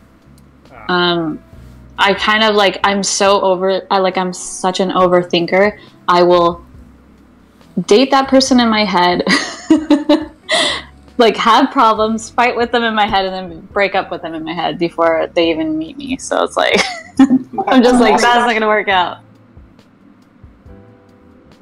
I wish I could do that.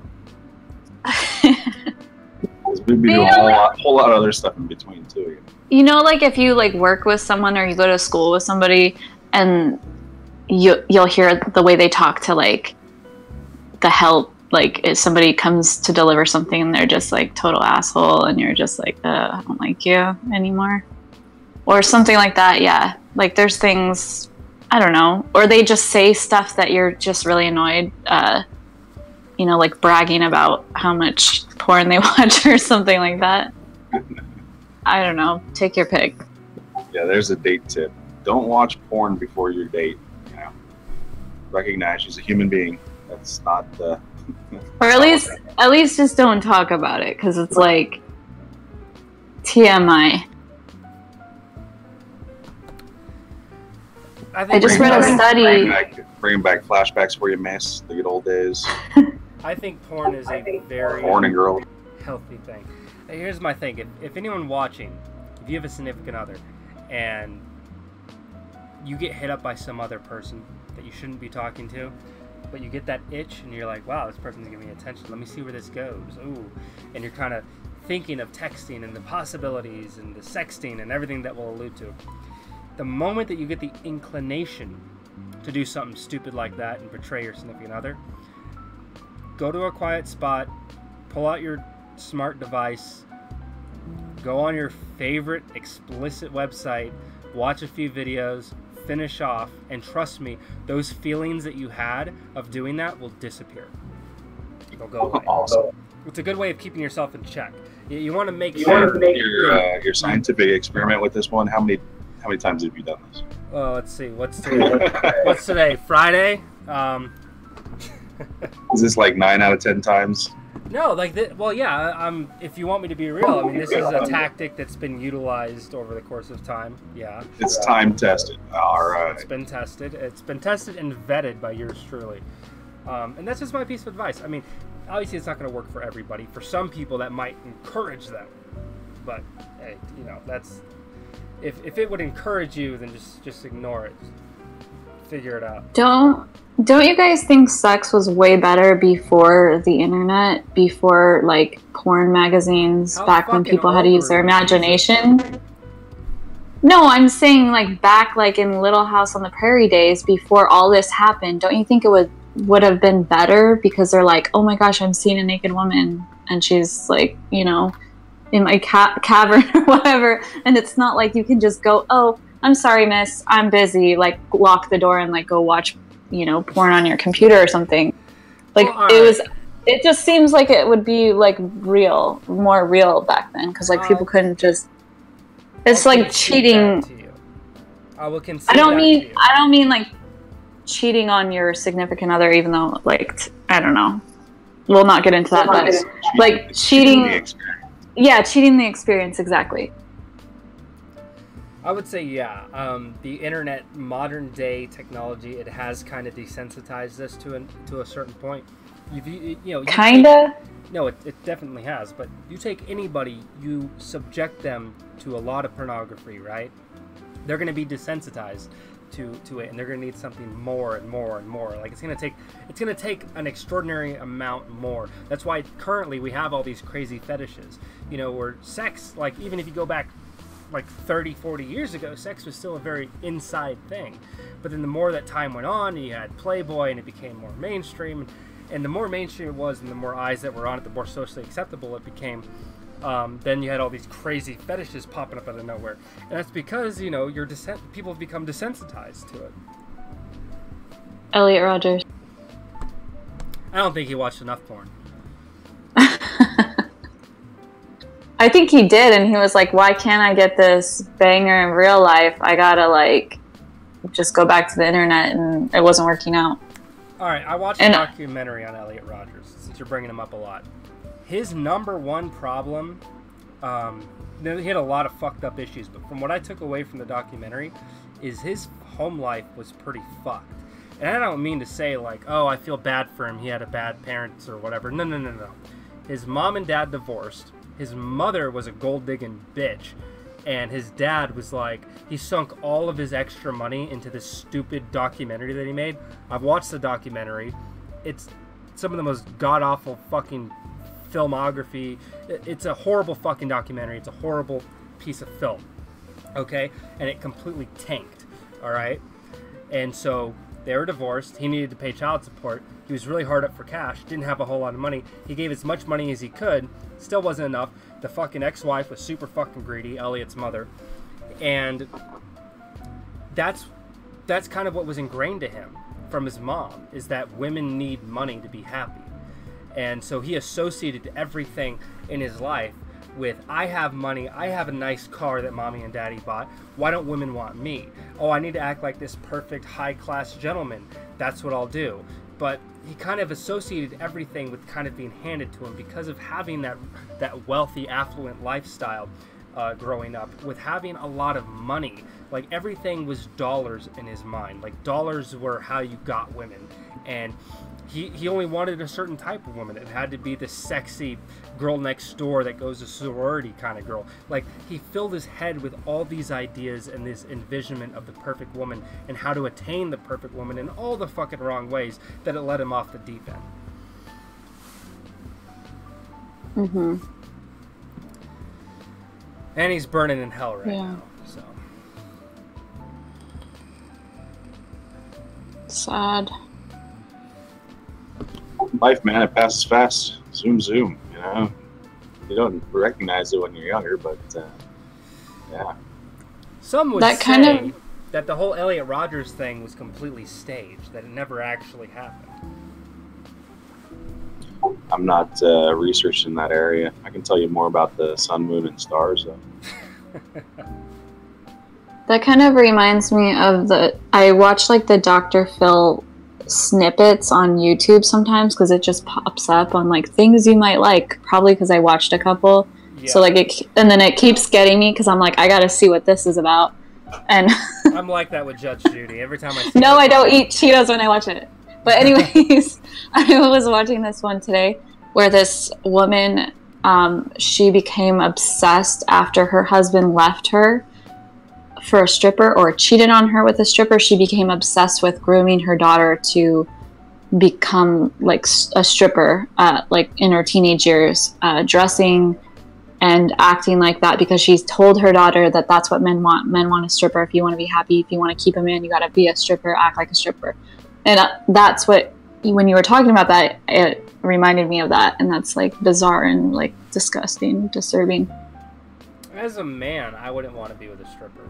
I couldn't stand the fact, like, I get it, she's doing it for work, but I couldn't be with a stripper because I you know, it's like, on one hand, it's like, I can't be with a girl that doesn't respect herself enough, you know? But then it's like, do I respect myself enough to be with a woman that's actively going out grinding on other guys? Like, I get it that it's for work. I understand that. But, like, is that something that I want to be a part of? Is that something who I want to have in my life?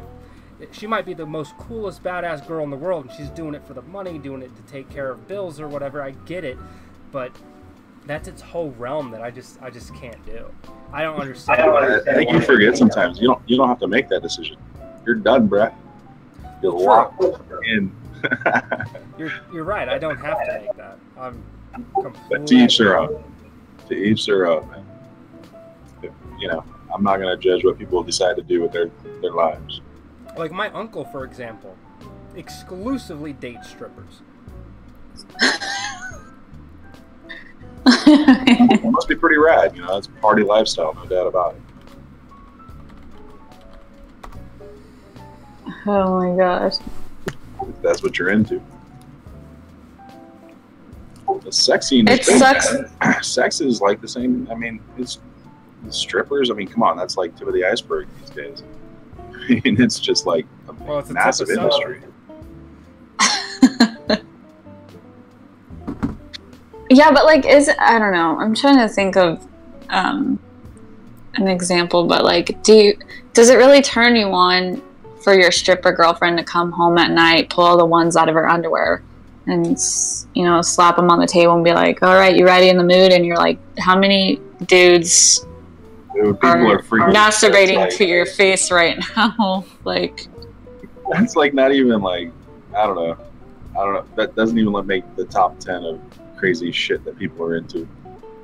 yeah, like if you're into that, that's whatever. You have your own free will, but like, Here's the way I look at it.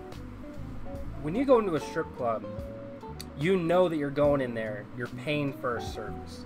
You're not going in there and you're not coming out with a wife. You know what I mean? That's men are prepared when they walk in this place. unless you're a rapper. Right. Anyway, so we go in there and we're like, okay, we're not prepared for whatever, right? But you go in and you find a girl and somehow you guys connect. There's something that I can understand as a man. This level of forbidden fruit that, wow, this never happens. This is a fucking unicorn event. And it's like, holy shit. It's like, it entices you to carry on with it. And from that perspective of getting the forbidden fruit, getting the unicorn, something that not a whole lot of guys can talk about. I'm dating a stripper, man. Yeah, I was giving her 20. She was grinding on me. And then she's like, you know what, here's my number. Let's meet up later tonight. And then you meet up and then, you kick it and she's cool. And you're like, fuck it, let's do this, right? I get that perspective. Yeah, I was tripping with the girls that ended up becoming strippers that I knew in high school. I mean, they were smart. You wouldn't suspect it. Both of them that I knew were on the shy side, so it was like, where the hell did that come from? But yeah, I mean, you just never know what type of person is going to get into that line of work for whatever reason. And to each their own. Could be worse. Yep.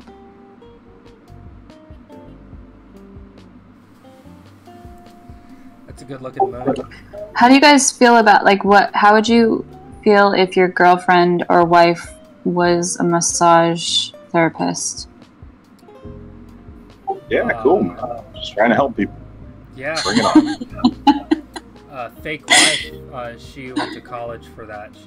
She used to work at a massage. Oh shit. She used to work at Massage Envy, so I was like, it's not like she gave happy endings and shit. Jesus. No. I don't mean that. I'm saying like they're innocent and they're just doing their job, but like, there's creepy dudes that are like, hey, how much for a happy ending or whatever.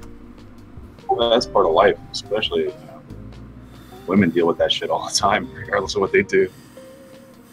Yeah, that's true. Mimba says, I'm not a cuck, so I won't date a stripper. That's basically like the same wavelength I'm on. But then you'll go home and watch porn while some other guy is like effing your dream girl. Or dream hoe, I should say. Isn't that like kind of cucky? Not really. Watching another dude have sex with a woman, like literally. No, watching a guy have sex with a woman, that's not being cucked. Watching a guy like fuck or kiss or touch your girlfriend, that's when it is. It all comes down to like, is this person in a relationship with me? Yes? No? If yes, then you're being cucked. If no, just keep watching. I feel like I'm on a dating game. Like, where do I draw the line? These are questions. You're asking like somebody you're getting involved with. So where do you draw the line?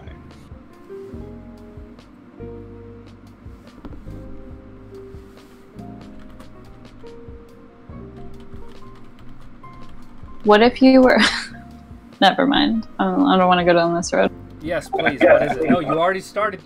It's in my brain now. I was gonna say, what if you were watching porn and you like saw a relative or like your aunt or something? Oh my god, am I really gonna have this story on stream? Oh wait, what? Okay, this never leaves this room. Wow, there's like a personal story here. Oh my god. How did the jackpot? How did you know, Princess? Okay. Oh my god. I found out that a relative of mine was in a porno. Unfortunately. Obviously I didn't watch it. You see the beginning, there's no nudity. They kind of walk in the room fully clothed. They have the conversation. I see who the person is and I'm like, nope, nope, nope. Okay, we're done. We're done here. Yeah, that's, I guess, the furthest extent that I'll go and say about that. But yeah, there was a I have a lot of siblings. I have 14 siblings. So what? Yeah, I have 14 siblings. So statistically, it was bound to happen. Oh my gosh.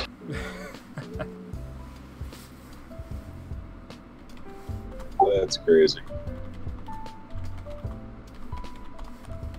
I saw somebody I used to know personal ad on Craigslist.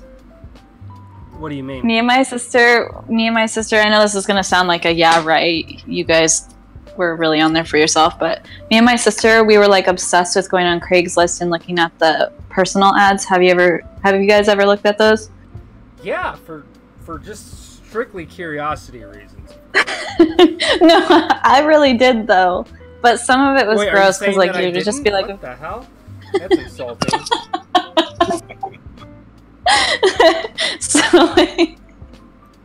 so anyways, we would like look on there and just like laugh and see who could find like the grossest, weirdest one. And I saw a picture of somebody that I like knew from grade school to high school, and he was like kind of popular, and he was on there like all methed out, and he was like 420 friendly, looking for a girl to cuddle with. I was like, and he put his picture and it looked like a mugshot, and I was like, what the hell happened to you? Oh my god, dude. Yeah, that was in the movie The Intern, I think, and they shut it down. They don't have that anymore. Yeah, sad. It is. I mean, now people just post it on their Facebook page. Like I saw one, somebody posted on one of those like gossip Facebook pages about celebrities. Somebody said, "Look what I found," and it was some random guy saying the hurricane's bad. If you need a place to stay, women only, must be this age. All this, and he looked like some biker dude, like he was trying to get a piece of hurricane victim ass. People are very opportunistic. I've definitely learned that much. Well, yeah, maybe he'll maybe something will happen and they can like laugh about this later when they get married. Or he could wear her skin. I don't know. Yeah, you got to create opportunities, right? Put yourself out there. Whatever you got to offer. Hey, Princess, you want to buy a truck? Oh, no, I can't. But thank you. No, we were talking about Craigslist and it made me think of my fucking truck. No, don't. You don't want to buy my truck. I'll sell it to a stranger. I'm not going to sell it to a friend. I can't bring myself to get a truck because of the gas. Too high. Oh, God, yeah. I have some like brand new iPhone 4S's for sale. Define brand new. It's 2018. Well, their batteries like lightly used, like barely used at all. So their batteries are good. no scratches, no dings. But they're iCloud locked. No, they're AT&T. Is that the deal with it? They're No, iCloud locked. Well, the iCloud lock, that's to Apple's actual. So when you get like an iPhone or something, it's you have to put in your iCloud information, your Apple information or whatever. So when you do that, it gets. They're not locked. No. Well, that's a very different story. Yeah, I'm selling them cheap, like $40.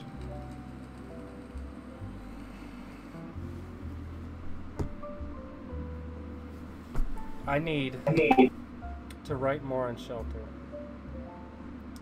But I'm always selling shit on Craigslist. That's just part of what I do too. You guys really need to sell stuff on Facebook Market. Your stuff will go so quick. Yeah, that's going. That's the new place. They still lowball the Yeah, fuck out it's of it, hopping. They what? They lowball the fuck like I put my Yeah. truck up, right? And the price that I put my truck at in the condition that it's in is extremely fair. And I'll even take a few $100s off just because I'm trying to move it quickly. Okay? Here's the thing though. It's listed at $2,700. I'm hoping to get between 20 and 25. That to me, if I can get between 20 and 25, sold. If someone said, "Hey, 2,100, sold. Let's meet up. Let's do this. Take a test drive. Let's do this right now." No problem. However, I get motherfuckers like, "Oh, will you take $500? Oh, will you trade it for an Xbox One?" Like, what? Get the fuck Yeah, out of you're here. so right about that. I just helped my friend sell a truck because she didn't know how to use Facebook Market or whatever. And she's like, if you make a post, just put my number. And then if you like find someone to meet, I'll come down and like talk to them. So I was like, okay. And she also wanted 2,700. And people were like, will you take 2,000 cash right now? And blah, blah, blah. So I just like was like, oh no, sorry, 27. And then I dropped it down to 25 because she said to. And like I was getting people constantly like messaging me, like panicking, like, is it still available? And then I wouldn't hear from anyone. But I think it took like a week and a half. So if you just like put firm in the price, I think that would stop a lot of the people being like, will you take blank for it? Which I didn't do because I don't want to say firm right away until she like hit her max like low. Anyways, I was kind of shocked. I was kind of shocked when somebody actually bought it because it was like pretty rusty, but good for her. Like, hold on. Oh, here's the other thing. Yeah, go ahead. Before you sell on Facebook Market, you need to join every single buy and sell. Oh, I already did that. Like tons of them, like 10. So like I have 10 just in my like county or like zip code area. So if you do that and then when you post it, it'll say, do you want to put it on these sites? You put it on Facebook Market and like those 10 sites, your shit will fly. I'm gonna put this up in the Discord, or yeah, here's the link to my ad on Craigslist, and it's basically copy and paste all the same. So I want you guys to take a look at it and tell me what you think.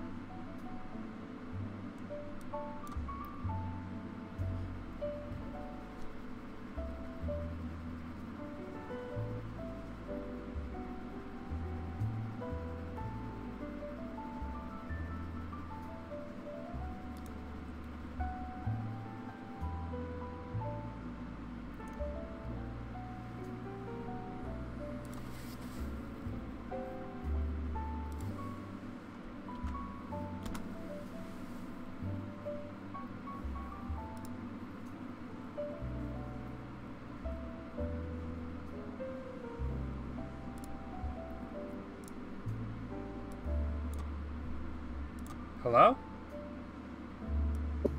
Yeah, I'm looking at it. Oh, okay. I didn't know. I didn't hear anything. I was like, uh-oh, what happened? You wrote a story.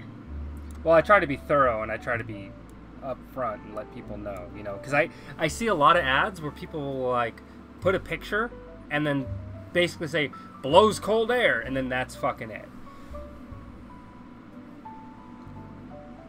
Yeah, I'm shorter to the point with my stuff. I don't put a lot of filler in at all. Just details. You think that I should just change it up and be like to the point, and then when people contact me, then let them know? Yeah, because you want to make it seem like you're not trying to catch people with your charm. You just want to make it like, boom, this is a good deal, take it or leave it, and then don't get pissed off. Like, or not pissed off, but so like when people were messaging me, will you take 2,000 cash? Will you trade for a 1980? What? There was so many random stuff. I would just be like, no, thank you, but thank you for your interest, blah blah blah. Sorry, can't go below. And it was really annoying. I was regretting doing it for her because I was just getting messaged constantly with like stupid questions. And yeah, a lot of those questions like, does the heat, air, blah, blah, blah work? Any engine problems? And then I had to keep texting her like, now to be honest with me, like, anyways, short, to the point, give them the minimum, be friendly, and then act like your shit is like a good deal and they should be so lucky to have it, and you're not bothered by them, not wanting to buy it. I like that. That was well put. Yeah, as many details as people are going to be asked, like, tread on the tires is one that people care about. They don't want to have to buy new tires. People are familiar with that. Just stuff, mileage, just the strict bare minimum as far as that kind of stuff goes. And yeah, if they know what they're looking for already, so they're looking for a truck in this age range. So here's the new one that I just did. I took some of the fat out. Should I make any more changes? Thank you for the advice. It really is helpful.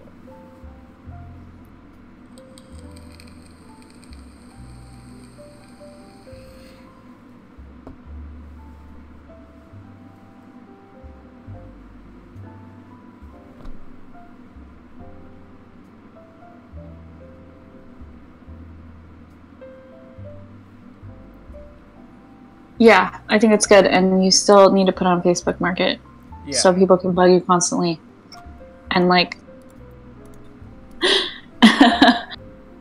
what? Save all that charm for the DMs. Save the charm. I'm kidding.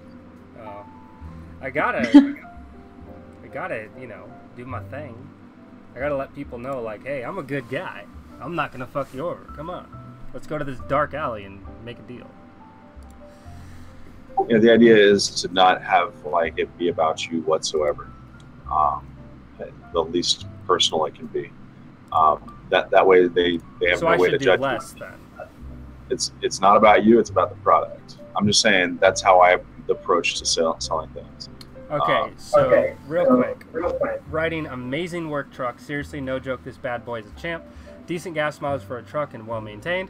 Uses a work truck but respected like a lady. I should remove that and just say good work truck. How many miles does it have on it? Oh fuck, that's right, I gotta put that too. 21483 after today, because I'm still using it for work. So 214,000 plus miles. Yeah. I think it's good you're being honest about the problems and stuff, because somebody that works on trucks might be like, oh, that's an easy fix for me. Yeah, for sure. That's why if there's any engine issues, you should put that out right in front. People always ask about that. Is there any transmission issues? People always ask about that. Or they'll ask you, does the trunk smell like a dead body? But you don't have a trunk, so you're good.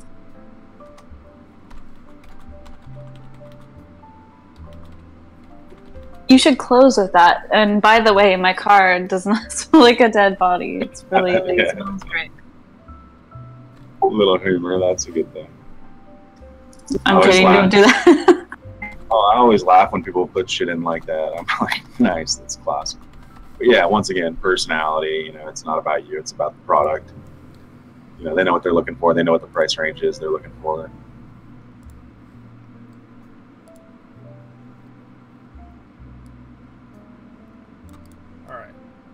made a few changes. Let me repost it on.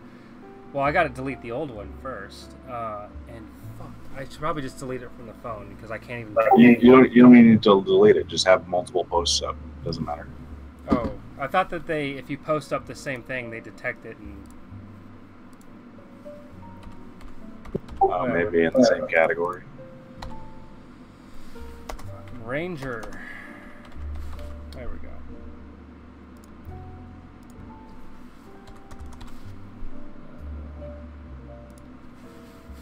XLT.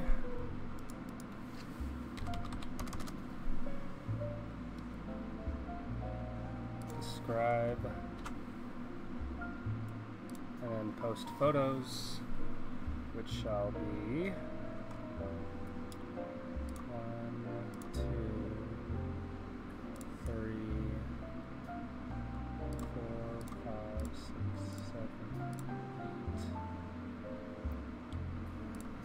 7, 8. I also put her phone number, and I said call or text at this number. I think one person out of like 25 people called her. The rest, or maybe even texted her. The rest messaged me because like people don't want to call anymore. They just want to private message. So anyways, I totally feel for you trying to like get rid of stuff, or you know, especially like if it's like a big item like that. So that's why I'm shoving it down your throat that you need to do on Facebook. Yeah, it says you already posted this item. Or I'm just going to delete the old one because I can't renew it. So I'll delete the old one, manage this one, edit post, save. Why are there still issues with it? Alright, I gotta do this shit again. Great. Delete, delete. It's all deleted. Sell something. Vehicle for sale. Fuck, I have to retype shit.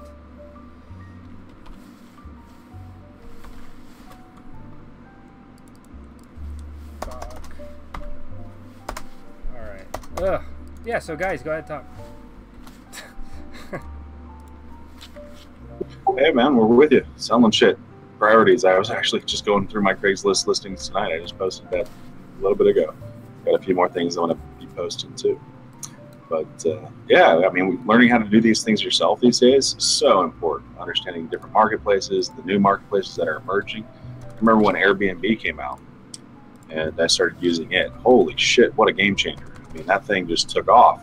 You know, being able to have the right tool for what you're doing, like you're saying, Facebook Marketplace is taking off. That's where people are going. That's where you got to go. Oh, hell yeah. I do both. Yeah, absolutely. But yeah, I didn't stop using the other sites that I listed my property with. It's just always add a new tool to the toolkit. Yeah, I love Airbnb. Have you used it? Yeah, I might have used it. Yeah, I think twice. But I always end up going in with other people, so they'll, you know, I'll be like, oh, let's get this little shanty shack. It's like $600 a week. And they're like, let's get the $2,000 a day one on the ocean beachfront. And I'm like, oh my gosh. Oh, fuck that. But yeah, Well, my wife would want that one too. And I'll be like, all right, we'll get this one, but you can't get mad at me if we can't feed our kid, so. You just eat sand for dinner. Just catch some fish or something. Oh, come on. It's not loading now. I just finished it off, and there we go. Fantastic. All right, thank you guys. I'll update you guys and let you know if we see any success. This one Airbnb place that we rented was kind of small, and I think there was like 5 of us that chipped in. And then, yeah, it was on the ocean. It was in Santa Cruz, and it was supposed to be like ocean, like you could see the ocean from their little balcony, but it was like not. It wasn't very honest in their whatever. It was still cool because like we could walk down to the ocean and stuff. It was very like they did the minimum work. They had twin beds. The room that me and my sister stayed in, there was 2 twin beds, and the blankets looked like they were from somebody's grandma. Did you blacklight it was just them? like, no, I was scared too. I was almost like, I don't really want to, I should have brought my own stuff. But I was like, whatever, who cares? And we were out doing stuff, so we weren't there like a whole lot. But like their stuff was like really, I don't know. I was like, oh, I was expecting some like ritzy-ish type, decent. I don't know. It was very like low class. But then they had signs like by the thermostat that said, "Do not put it below this. Do not put it above this. If you leave, you must turn the heater off." Extremely. There was a sign in the fridge that said like, all items must be cleaned out or you will be fined. Like all this stuff, and I was just like, whoa, chill out. Well, the day we were supposed to leave, we all thought that like checkout time was like 1 or something, or like 12 or 11, and it was like checkout time is 9:30, and my friend was like, oh my gosh, we gotta check out, and I was like, no big deal, you know, we're pretty much packed, like let's just leave. And she said, no, you don't understand, we have to clean this place. I was like, what? Because, like, we didn't make a huge mess, but, like, yeah, there's, like, dirty dish, you know, which we would have done the dirty dishes anyways, but, like, it said make the beds, which I don't know why you would make the bed if you're going to strip the bed to clean it. Yeah, technically, so a lot of those things that you're talking about, from my understanding, Airbnb, they essentially kind of make you work it out like a hotel. Like, you have to...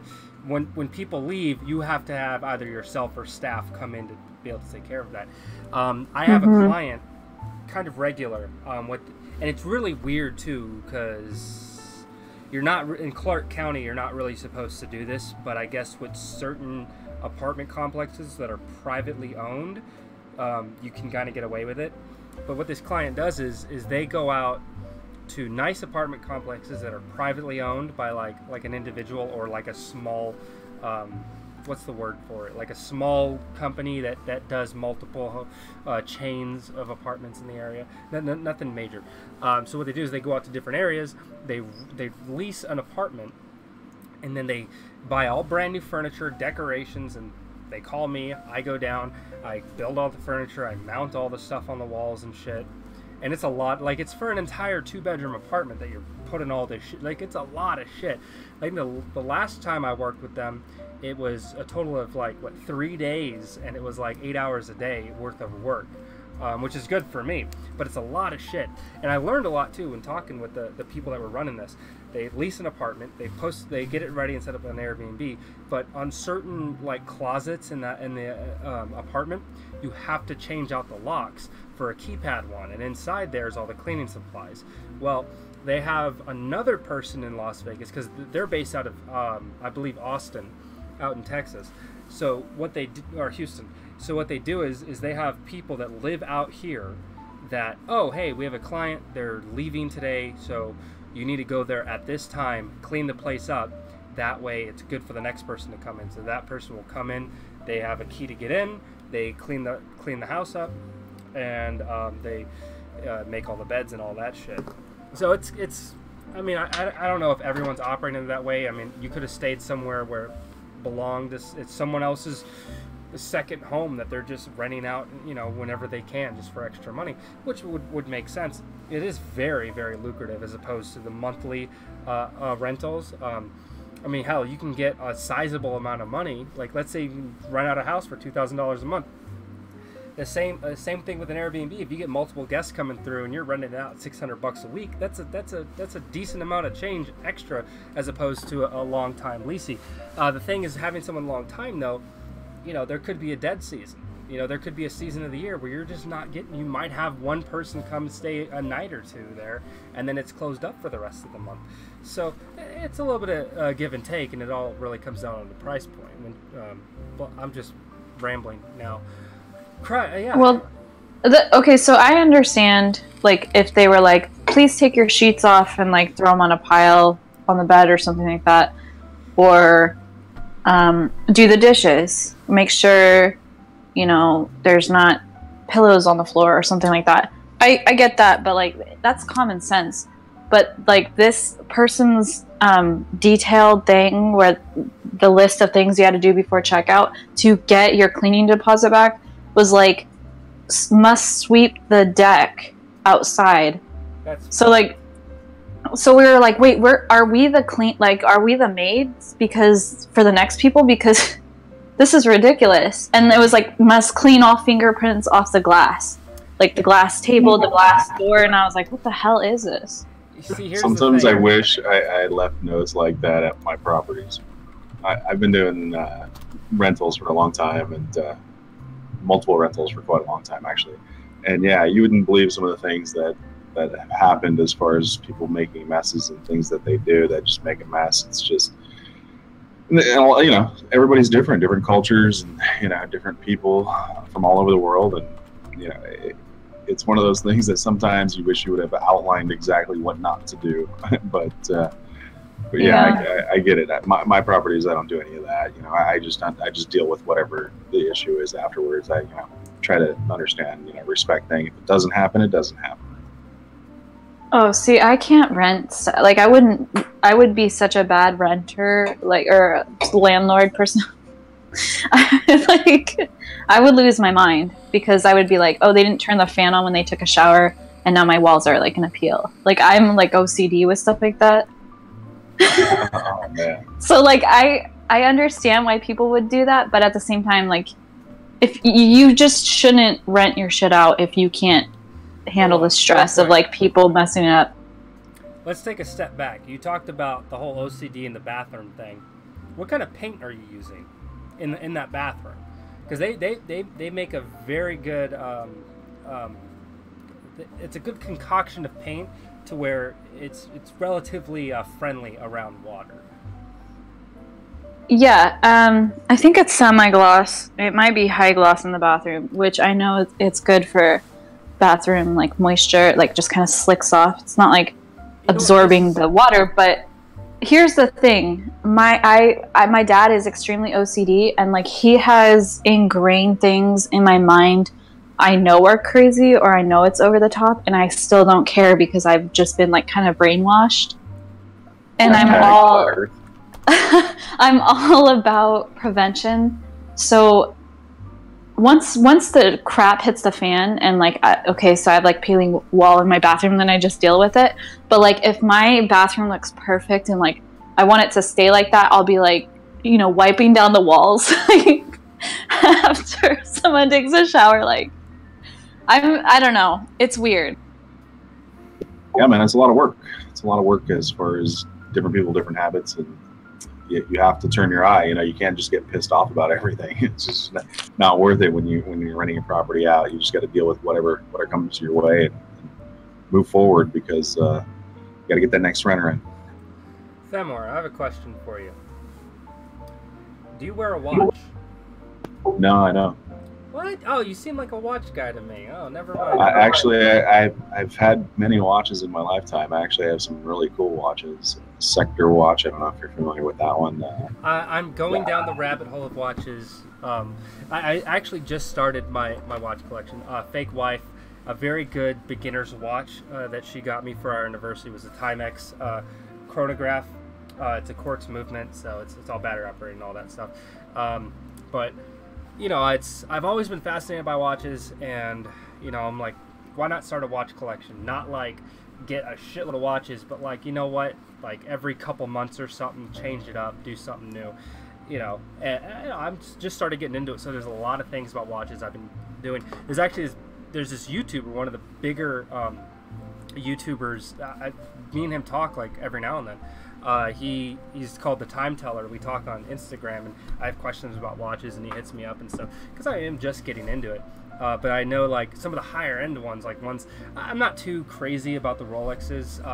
I know that they're designed like the engineering on them is magnificent, but a lot of the physically the way that Rolexes look, for the most part, a lot of them, they don't really tickle my fancy.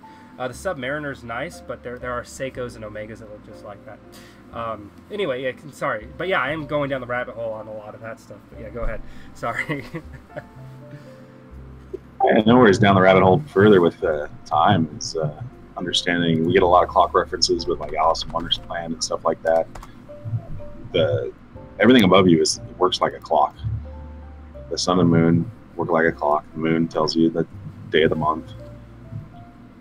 The sun tells you what time it is during the day, and the stars tell you our full calendar. I mean, it's incredible. It's the yearly calendar. So it's all right above you as far as the clock goes. Samar, you should tell people that rent from you that like your only request when they leave and check out is that they must believe in flat Earth. Look into flat Earth. It was really funny when I started getting into flat Earth. I got like 4 inquiries in a row from people that were interning at SpaceX. I was like, what the fuck is going on here? This isn't right. I love Elon Musk. I do. He's like the real life Tony Stark of our era. However, some of his ideas, like, come the fuck on, man. This whole Hyperloop thing, I mean, on paper, or just when he talks about it, it sounds like this great grandiose thing. When you actually get the structural engineering of it, a vacuum fucking tube of that immense size, how the hell are you going to stop that thing from depressurizing? Like, if something of that size were to have a puncture in it, it would be a catastrophic failure for safety concerns. Thunderfoot went really hardcore into the Hyperloop. Did you see him on Joe Rogan? He was on Joe Rogan last week. I saw the meme. I saw him smoking weed. I saw the meme. I haven't seen it. I need to watch it though. I haven't. I've never actually watched Joe Rogan. I think I've only seen him once, and that's when he had Steven Crowder on. So within the first 15 minutes of the show, he talks about the flamethrower idea, right? And the evolution of why he was selling flamethrowers. And they're not actually flamethrowers, I guess, because you can't ship flamethrowers. Yeah. So he said he got the idea from Spaceballs. He's a fan of Spaceballs. And they were watching Spaceballs, and at the store, the guy that sells the Schwartz and everything, at the store, they sell flamethrowers. So he thought it would be funny, just because people buy them, right? Flamethrowers.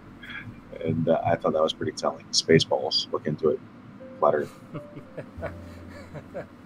Do you think he's a flat earther? Like low key? Sure. Like he only created SpaceX as a deviation tactic? Well, yeah, I mean, it's a freaking ad, right? I mean, they put a car in space. What the fuck? I mean, people can't even go in space, right? I mean, come on. It's like, yeah, we're gonna put a car in space because it's cool, because we can. Yeah. That's what he does. He does shit just because he can, not because he thinks about it. Like obviously, the whole the Thailand cave thing, not so much the actual submarine he was trying to make or anything. That's its own shitstorm. But the argument that he had with the dude, with the British dude or whatever, the diver guy. And then now he's getting sued by him for defamatory comments or whatever, which I think is going to go nowhere. And Elon Musk has more than enough money to fight that shit in court. And I think that he wouldn't mind wasting the money just to bitch about it. The actual reason why he's getting sued is for defamatory comments, right?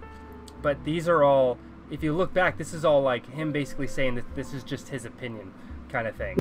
He's not really going outwards and saying it's like, you are this, you are that. Like it's like, it's all speculatory. So I can go to court. He can sue Elon Musk, but I can guarantee you that he's not gonna win because it's when you, what is it? Libel's in writing, so it would be libel, right?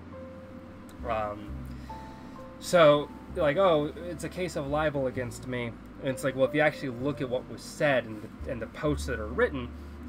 In the language of which it's used, it's not technically libel. He's really speaking an opinion. He's not really saying that these are the facts and no. So, the Earth is flat, and Bush did 9/11. Why do people say Bush did 9/11? Like that's like a thing. Like, isn't there a little bit more than just Bush did 9/11? Well, you gotta see what Bush was doing on 9/11. That was a big part of it. Well, yeah, he was reading to the kids. Upside down books. Goat, hit, steal, plane. Yeah, some seance shit, man. Fucking crazy stuff. like new. But yeah, as far as Elon, I think the trap with Elon is that we hear so much about him, we don't actually hear him. So watching something like the Joe Rogan podcast is listening to the guy for yourself. You know, he's a contradiction, right? I mean, he sends a car in space, then tells you it's a simulation. Okay. You know, he goes through this whole thing about digging a hole in his parking lot, and that's how, you know, he just dug a hole in his parking lot. And then fucking, yeah, they let him dig a mile underground in LA.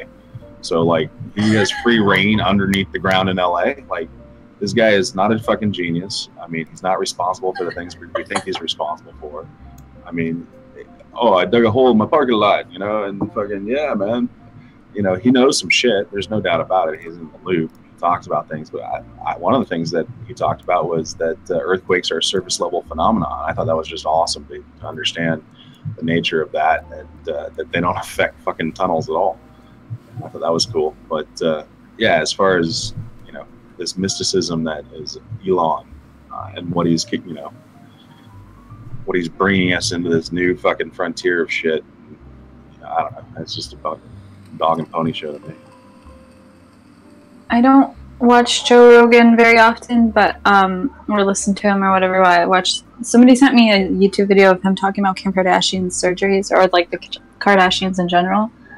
And when he said that she looks like she's wearing a dirty diaper because of her butt, like when she wears like certain clothes, it looks like she's wearing a dirty diaper. I was like laughing my ass off. All those So pictures, dumb. man. Oh my god, dude. Well, yeah, like the way he was describing it, like how she has like the chicken legs, and then like she's got like stilts, and then there's like that ginormous. Well, yeah, what do you think about, you know, your daughter having fucking 22 surgeries before she's 17 years old or something like that? Jesus. Hell no.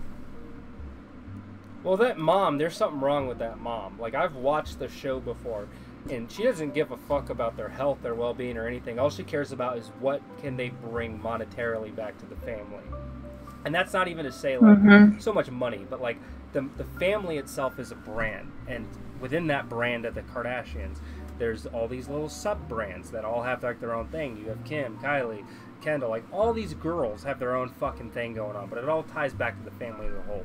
There's a documentary that I watched, and it was about the 1%, the top 1%, and it was the basis of the character in Shelters, Drew, this young kid that he wants to know more about the world outside of his family and all that, and it was inspired by the guy that made this documentary.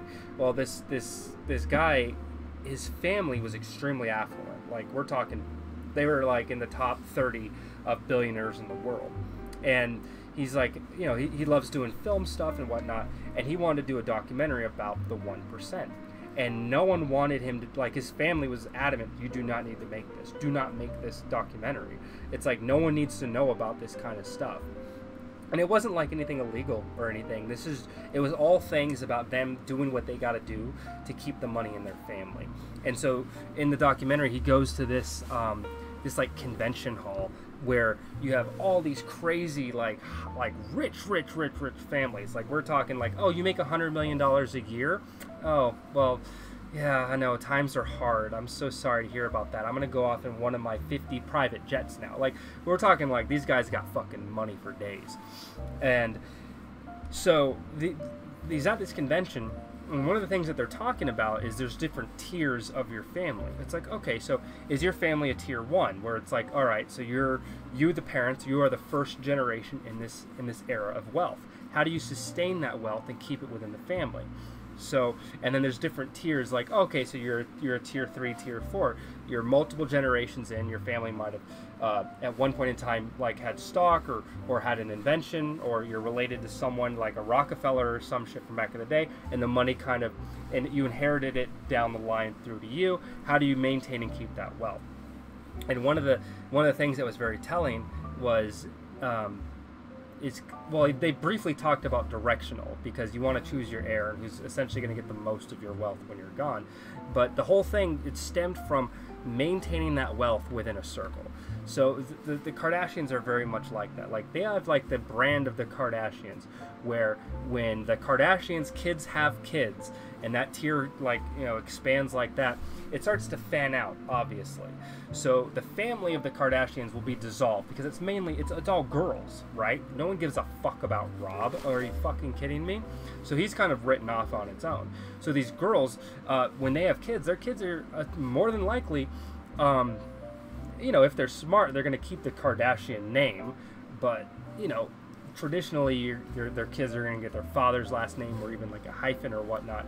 So I've fucking lost myself already. But what I'm saying is, these bitches have entered into a crazy realm of the top 1% of not just the United States. We're talking of the planet, of wealthiest people in the world. Now, I can bitch about these girls all fucking day, right? I can bitch about this family all fucking day. But at the end of the day, as a capitalist myself and someone that appreciates the level of the hustle and the grind and all that stuff, I gotta tip my hat for what these people have done. You look at Kylie Jenner, right? I might think she's a fucking giant pile of horseshit. I might think that she looks like a cartoon character brought to fucking life because her body proportions are fucking horrific. However,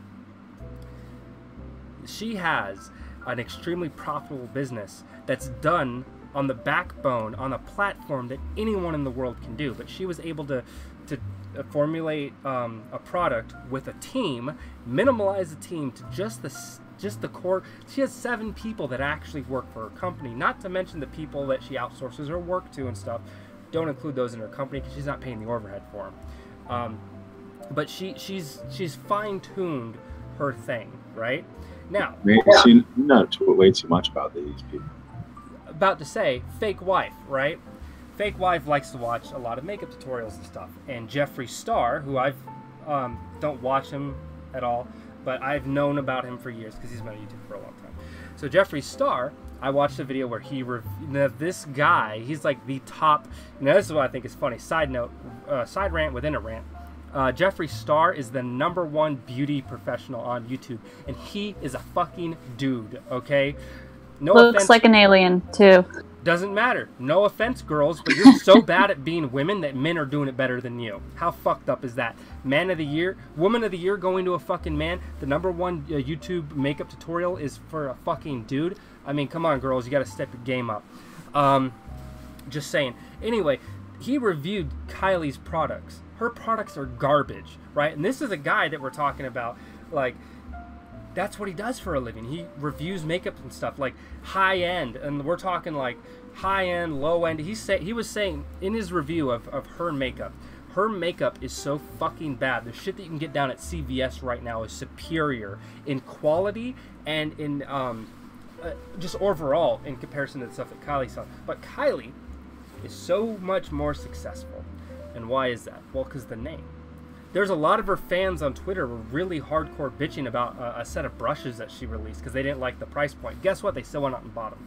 They were outspoken. They were bitching at her. They were mad. But you know what? When it came down to it, they didn't boycott her or anything. They might have disagreed with the quality of her products for the price that she was giving. But you know what? They still went out and bought it. You know why? Because of the fucking name. That family name is a lot of fucking value. Yeah, she didn't really have to do much. Like, I think it's funny that people give her so much credit for not using any advertisement, just using Instagram and like social media. She doesn't have to because she has like a zillion followers from this show. So she could have been selling pretty much anything and she would have had a huge number of people because a lot of these people that were looking up to her are her age, and she was like 17 when she started the makeup, or was she 18, 19, something like that.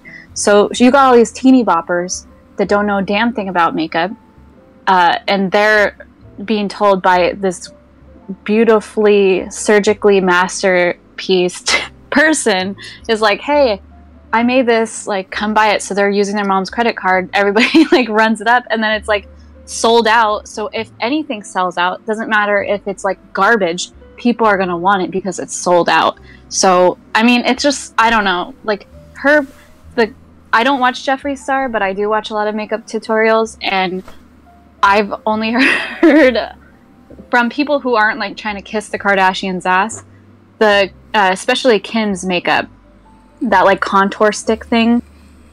is like basically like the cheapest brand you can get at Walmart. It's like the same consistency. It's like the same streaky shit. It's like just private Tinkerbell label. makeup. Yeah, it's just private label products. It's simple shit. Speaking of YouTubers, makeup tutorials, I have a client that just so happens to be a YouTuber makeup tutorial artist. I know that much. I don't know her username. I never found that out, so I haven't even been able to Google her or anything. What's her first name? Christina? Oh, that could be anybody.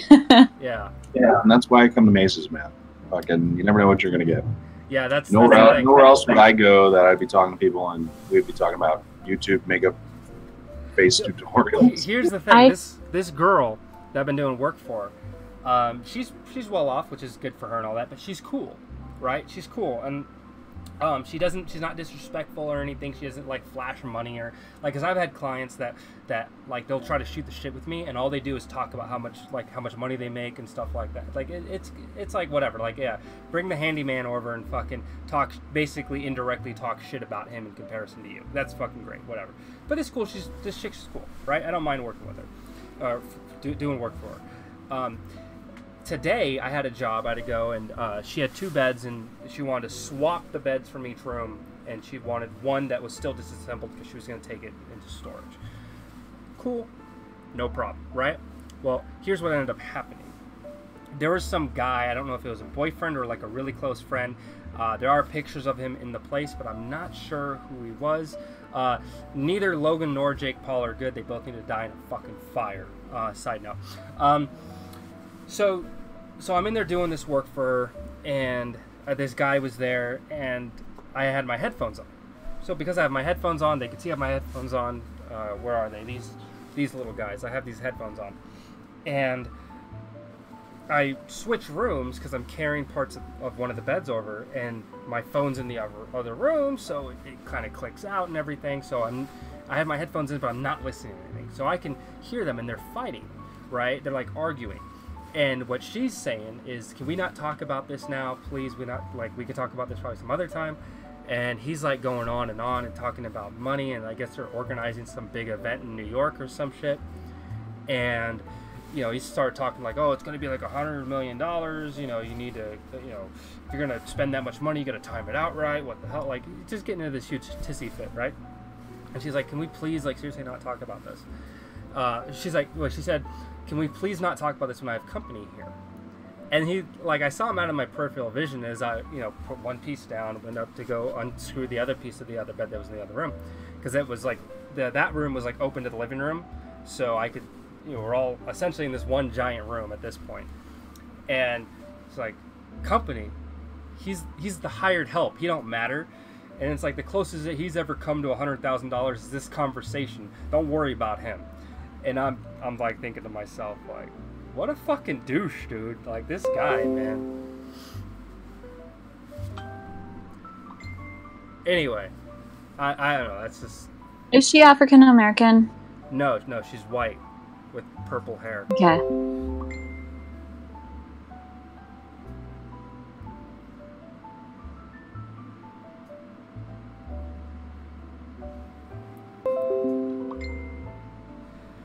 I've been spending more time on Discord, enjoying sharing what's on here, different channels. I'm hanging out in that 24/7 Flat Earth Discord these days. Oh, these days. Oh, wait, don't you mean like always? Pretty much. All right, 5 minutes. I have 5 minutes left. I need to go make dinner for fake wife. I've kind of lost track of time. Yo, it's nice to have you guys here. I love it. There's something else. Oh, all right, Themor. We hate the government, right? We distrust the government. We have a firm distrust in the government, correct? Okay. Okay. Talking about the Kardashians. I'm a big fan of certain federal regulations, okay? Certain ones done in moderation, right? So the one that I'm a big fan of is the FTC, Federal Trade Commission. Or the Fair Trade Commission, or whatever the fuck it's called, the FTC. So they do a lot of guidelines when it comes to advertising and stuff. And this fucker is on the chopping block right now for breaking multiple FTC guidelines for advertising to children. But we're talking about the Kardashians, right? The Kardashians are fucking notorious for like not just false advertisement, but like not disclosing their advertisements. And on top of that, they've also gotten hit up with a lot of copyright infringement. But a lot of that stuff kind of goes away. There was Kylie, for a lot of her makeup, there was a lot of logos that she stole from other people. Now, people want to argue, like, oh, this fair use. Like, they took a logo, but they made it in their own thing. No. You copy-pasted it and then put your name on top of it. That's not changing, okay? When you do fair use, if I take clip art and I alter the colors, put a gradient on it, add a little bit of something extra with it, then I've literally transformed it. I've taken the clip art image of an outline of, like, let's say a goat or something, and of that outline I've changed the coloration of it, I've changed the sizing, and then I've incorporated that into a scene of something else. That is transformative. What they've done is literally just copy paste and then slap something on top. That's not transformative. And a lot of their oh, go ahead. No, go. Well, you know that their father is a lawyer, right? R.I.P. Yes. If the gloves don't fit, you must acquit. There you go. Yes. So he knows his shit. And one of the big things about patent laws, there's a lot of different things that in the law community you can get away with. Like, do you really want to try suing the Kardashians? Really? I mean, do you think that's an option? What court do you think that's going to work in? What judge do you think that's going to work with? Oh no, I think I think it would work though. Let's say they took the Mace Valor logo, the V with the circle and the wings. Let's say they took my logo, right, and they stole it. If I had the money to be able to fight that, I'm pretty sure I would have a very strong case, and I'm pretty sure the judge would be in my favor. However, though, this is where they trump me at every turn. I don't have that money. They could take my logo today, and I could bitch, moan, and complain about it. I could make a complaint to the FTC. The FTC could fine them, but that would be it. I would never receive jack shit from that because I would have to do my own due diligence on my end to prove that into a courtroom, right? And all that they would do on their end, because they have all the money in the world, they would indefinitely prolong the court cases until I ran out of money to keep up with it. So of course, from that perspective, yeah, they would win in a heartbeat, no fucking problem, because they have all the money in the world to just throw at it. Oh, let's make this go away, kind of thing. This is the gangster mentality that is prevalent with the powers that be. You know, it's just you really think if you have like this invention that's gonna make it so everybody has free energy, all they have to do is like put a stick in the ground at their house or something, right? Just something stupid. They buy this thing and it just, they got electricity for their whole house. You think the government's gonna let you just have a patent and mass produce this thing? I mean, is that the way it's gonna work? Dude, you know what's fucked up? Do you know how many states it's illegal to collect fucking rainwater, and the justification is, oh, you can't collect rainwater because that water is meant to go into the ground and in groundwater and for irrigation purposes and our ecology. It's like, you take a fucking 50-gallon jug, you put it out there, a good old barrel, you got a rig set up, so you're collecting rainwater in that bad boy. Why the fuck is that illegal? Well, the reason why it's illegal is because they want all the water possible, because once the water touches the ground, it's then the property of the governments. That's the way that they look at it. If you're collecting it in a vessel, it's the same thing with like what you're saying. They don't want people to be able to get what they can from the earth for free. They want people to fucking pay for it at all fucking costs, which I've always thought is just, come on, man. There's certain limitations. You gotta let us have something. There's a lot. Go ahead. Oh, sorry. I was gonna say, like, in the cities where you have to buy the airspace to build onto your house. Like, if you want a 2-story house in certain cities, you have to buy the air in order to do it. You have to buy like the space above your house. Which is really fucking dumb. Oh my god. Yes. Pretty interesting, ideas as far as laws that are made. Usually, laws are a reaction to something. So some asshole decided that he's got 100 acres and he's gonna put a giant tarp over his 100 acres and collect all the water and sell it to the townspeople because their river is gonna dry up and all their wells are gonna dry up, and no one's gonna have water because this guy's siphoned off all the rainwater. There's ideas behind why laws are created.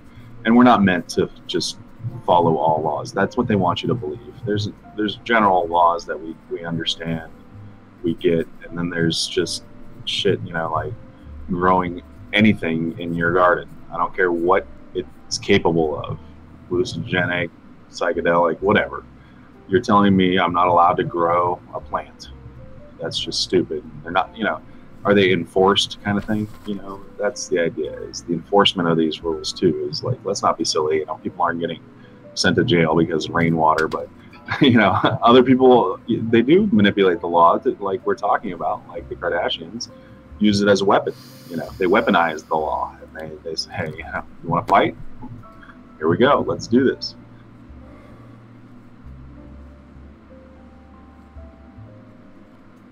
Yeah, man. They are like the mob. Totally, they are straight mobsters, no doubt about it. Okay, so my time is up. I'm going to give you guys the last word, as always. Thank you guys so much for Princess Winklebottom, Demore. Thank you guys so much for being on the program, as always. Very insightful. Just a quick recap for everyone. We started out with this major discussion talking about the New World Order. We drifted into the realm of incels and what it means to be respectful to women, to the certain extent of what do we personally preference, and is it a bad thing to have a personal preference?